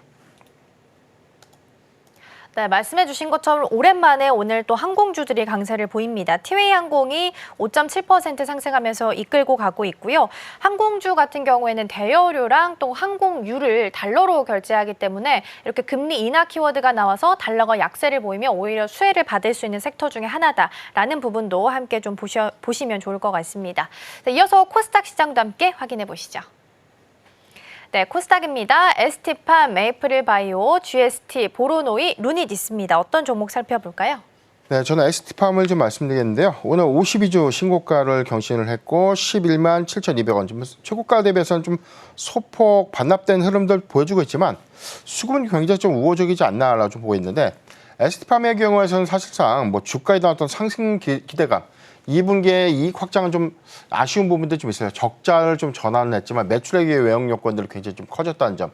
이 부분을 좀 주목해 볼 필요가 있고 다만 상반기보다는 하반기 특히나 저는 2025년도, 2026년도에 대한 이익 확장 부분을 더 주목해 볼 필요가 있지 않나라고 좀 보고 있습니다. 올리고핵산제라고 불리는 mRNA 방식인데 이거는 뭐 백신에 들어가는 원료 의약품의 원료다라고 좀 이해를 하시면 되는데 이 부분에 대해서는 거의 뭐 우리나라에서는 독점적인 기업이 아닌가라고 좀 보고 있고 해당되는 부분들이 거의 뭐 스위스의 다국적 제약사 뭐 노바티스라든가 로슈에 좀 많이 공급을 좀 하고 있는데 최근에는 뭐 노바티스의 혈액암 치료제가 본격적인 어떤 상업화 양산을 준비하고 있는 과정에서 이 올리고핵산제를 공급하고 있는 ST팜이 내년도에 어떤 공급량들을 한 2배에서 2배 반 정도 좀 증가됨에 따른 이익 개선 그리고 여기 더해서는 오히려 원료의약품에 관련된 시장 부분들이 그 이후에 사실상 뭐 현재 공급되고 있는 추산량에도 약 2.5배 내지는 뭐 3배가량이 더 증가될 수 있는 어떤 실적 기대 요인들이 좀 남아있기 때문에 ST팜은 사실 뭐 상반기보다 하반기부터 좀 실적의 기대 요인들이 좀 더 크지 않을까라고 보고 있기 때문에 지금부터 주가 영역들은 가치 반영이 좀 달라지는 시점이 아닌가라고 좀 보고 있고요. 특히나 지금 생물보안법에 관련된 부분들 9월 달에 안건 상정을 좀 예고하고 있는데 전체적으로는 아마 10월 내지 10월 이내에 만약에 처리가 된다면 해당되는 어떤 발효 시행령들을 좀 앞두고 있면 한 1년 반에서 2년 정도의 중국 물량들은 좀 차단될 수 있는 가능성. 해당되는 물량이 스위스의 국적을 좀 두고 있는 로슈가 가장 큰 수혜로 좀 부각이 좀 되고 있지만 해당되는 어떤 파트너사인 ST팜이 상당량의 어떤 물량들을 소화할 수 있는 가능성들을 좀 언급해 보면 CDMO의 반사적인 어떤 수혜 기대감도 우리가 계속 주목해 볼 필요가 있지 않나라고 좀 말씀드리겠습니다.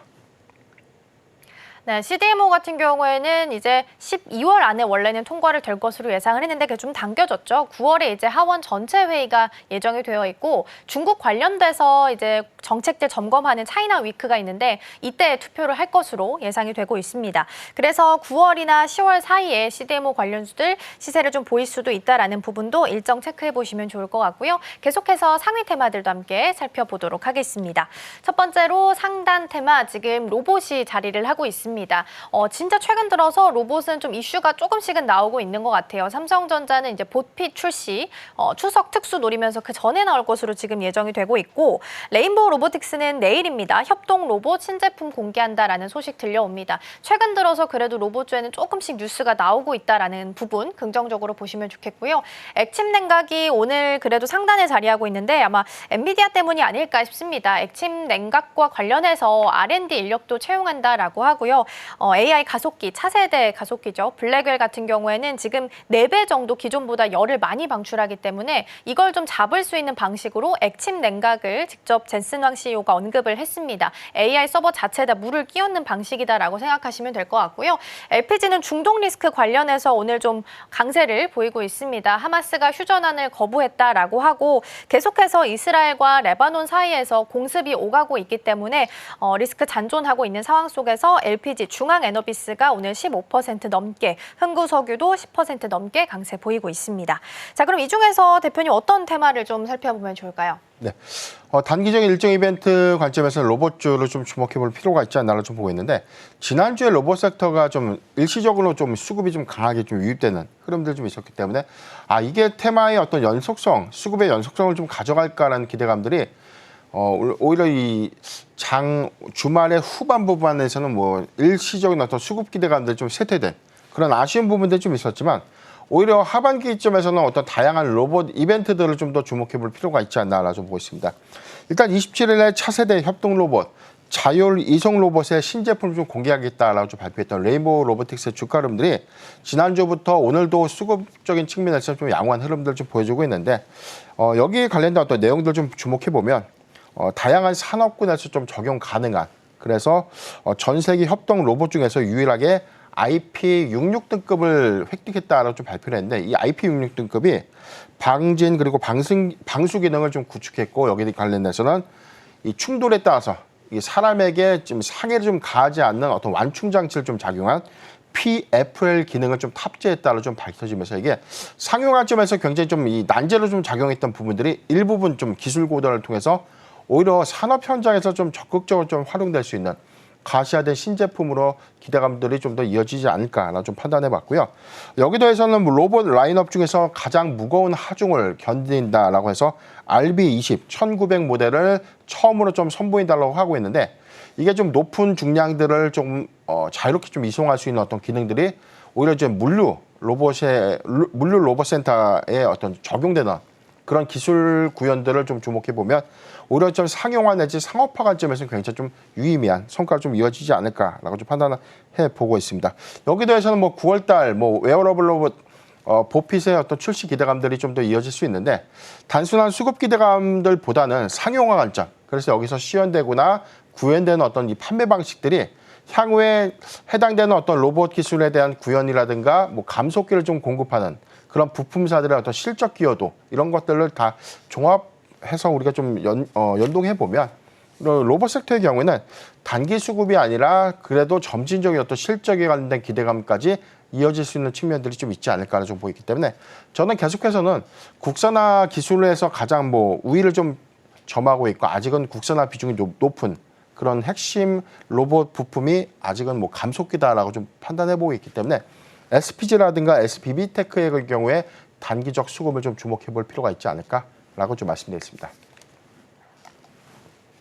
네, 로봇주 점검해봤습니다. 이벤트 앞둔 시점에서 조금 더 체크해보면 좋겠다라는 말씀 남겨주셨는데 네, 대표님 로봇주는 항상 걱정인 게 또 네. 실적이 그만큼 또 따라주지 않기 때문에 걱정인 것 같아요. 차트 봤을 때도 거의 대다수의 종목들이 비슷한 모양을 좀 가지고 있어서 지금 구간에서 만약에 이벤트를 앞두고 반등이 좀 들어온다면 차익을 실현하고 가야 되는 건지 아니면 길게 끌고 가도 괜찮은 건지도 궁금하거든요. 로봇 섹터는 아직 실적에 관련된 기여도가 없죠. 왜냐하면 기술을 계속해서 좀 고도화시켜야 되고 우리가 상용화 관점에서는 아직은 뭐 FMB 시장에 공급되고 있는 서빙 로봇 이 정도가 좀 숫자가 좀 나오고 있고 두산 로보틱스의 경우에는 아직 뭐 물류라든가 생산 공정에 들어가는 그래서 우리가 이미 이전부터 좀 들어가고 있는 자동화 공정에 들어가고 있는 로봇 기술 이 정도가 사실 뭐 지금 나올 수 있는 실적이 전부인데 앞으로 우리가 일상생활에서 연동되는 특히나 뭐 우리가 흔히 이야기하는 휴머노이드형 로봇, 인간형 로봇의 경우에는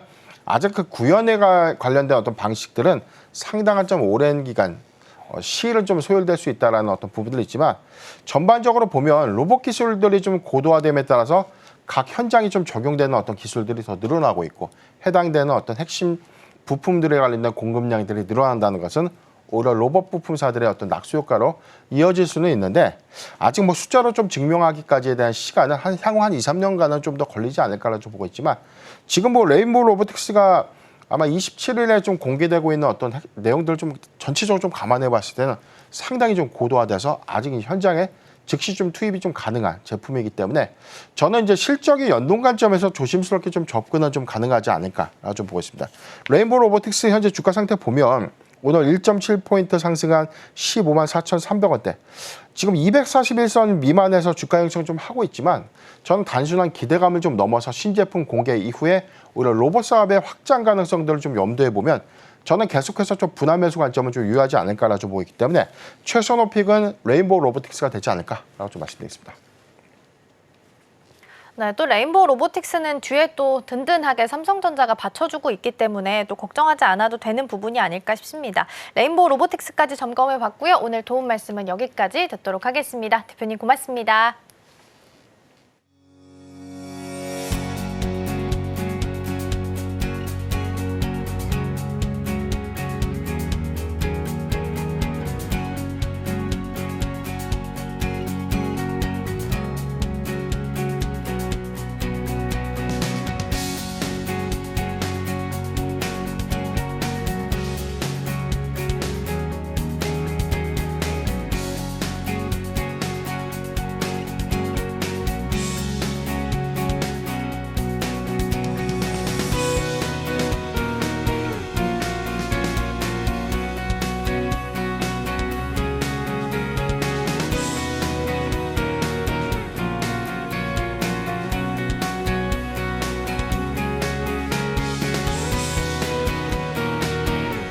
네, 계속해서 방송에서 나왔던 종목들 다시 한번 리뷰해보는 시간 가져보겠습니다. 먼저 증시칠로 이동해 보시죠. 첫 번째 보험 섹터부터 함께 보실 텐데요. 정부가 은행 가계 대출을 조금 더 억제게 된다면 보험 쪽과 대형 건설업 쪽이 수혜를 받을 수 있다라는 부분을 살펴봤습니다. 먼저 보험 쪽부터 살펴봤을 때는요. 먼저 가계 대출 규제했을 때는 보험사가 좀 반사이익을 얻을 수 있다라는 부분을 언급을 좀 해주셨습니다. 최근 삼성생명도 주주 환원 정책 50%까지 늘리겠다라고 중장기적인 정책을 내놓기도 했었는데 오늘도 0.72% 정도 추가적인 상승 이어가고 있고요. DB손해보험도 최근 흐름 좋았습니다. 0.75% 하락하면서 오늘 움직이고 있습니다. 이어서 건설 쪽도 함께 살펴보도록 하겠습니다. 마찬가지로 정부가 규제를 하게 된다면 풍선 효과가 발생할 수 있다라는 부분 언급을 좀 해주셨고요. 마찬가지로 건설업 같은 경우에는 금리 인하가 됐을 때 수혜를 받을 수 있는 대표적인 섹터 중에 하나다라는 부분도 챙겨가셔야겠습니다. 건설 쪽에서는 삼성물산이 오늘 1%대, 현대건설도 1%, GS건설이 요즘 좀 많이 잘 가고 있죠. 4.8%로 가장 좀 선두에서 움직이고 있는 모습 확인할 수 있겠습니다. 이어서 증시 8로 이동해 보도록 하겠습니다. 우리 김선윤 전문가님의 승부주 갤럭시와 머니트리 볼 텐데요. 트럼프 같은 경우에는 본인이 가상화폐의 아버지다라고 이야기를 했었고 해리스 후보도 가상화폐 시장이 좀 성장할 수 있도록 지원하겠다라고 러브콜을 보내기도 했습니다. 두 후보 모두 다 가상화폐 시장에 대해서는 우호적인 입장을 좀 내비치고 있는 상황이고요. 그냥 이 종목 자체만 봤을 때도 상반기 OP가 YY 대비해서 61% 넘게 상승하면서 굉장히 흐름 좋게 나오고 있습니다. 하반기도 기대되고 있고요. 0.7% 상승하면서 7,830원 선에서 거래되고 있습니다. 이어서 증시 9로 이동해 보도록 하겠습니다. 우리 변영인 대표와 함께 로봇 섹터 살펴봤습니다. 로봇 오랜만에 호재가 좀 들리고 있는 상황입니다. 9월 달에 삼성전자의 웨어러블 로봇이죠. 보핏 출시 앞두고 있는 상황이고요. 내일은 또 일정상으로 레인보우 로보틱스가 차세대 협동 로봇을 공개한다라는 소식도 전해지고 있습니다. 물론 이쪽에서는 실적에 대해서 연동되긴 좀 어렵다라는 부분이 항상 발목을 잡고 있습니다. 다만 중장기적으로 봤을 때는 실적도 2, 3년 내로는 계속해서 숫자가 찍힐 것으로 보이기 때문에 보시면 좋을 것 같고요. 만약에 좀 지금부터라도 나는 숫자가 찍히는 쪽이 좋다 하시는 분들께서는 감속기 쪽 살펴보시면 좋겠습니다. 두산 로보틱스 0.6%, 레인보우 로보틱스가 3.56% 상승하고 있고요. 우리 변영인 대표의 탑픽 종목으로도 선정해 주셨습니다. 오늘 브리핑은 여기까지 전해드리겠습니다. 오늘의 핵심 요약입니다. 오늘 원달러 환율은 13원 8전 내린 1325원으로 출발했습니다. 파월 발언에 안심한 코스피는 0.5%대 상승세로 시작했습니다. 지금 이 섹터에서는 로봇 살펴봤고요. 신제품 그리고 신규 모멘텀이 긍정적이라는 전망까지 제시했습니다. 투자하실 때 참고해보시길 바랍니다. 저희가 방송 중에 제공해드린 정보는 투자 판단을 위한 조언일 뿐 해당 종목의 가치와 수익률은 보장하지 않습니다. 저희는 내일 더 다양한 소식 준비해서 돌아오겠습니다. 시청해주신 여러분 고맙습니다.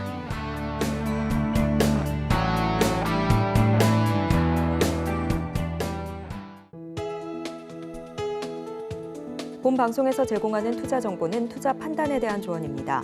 방송에서 제공하는 주식의 가치, 가격 상승 및 하락에 대해서는 방송사에서 보장하지 않습니다.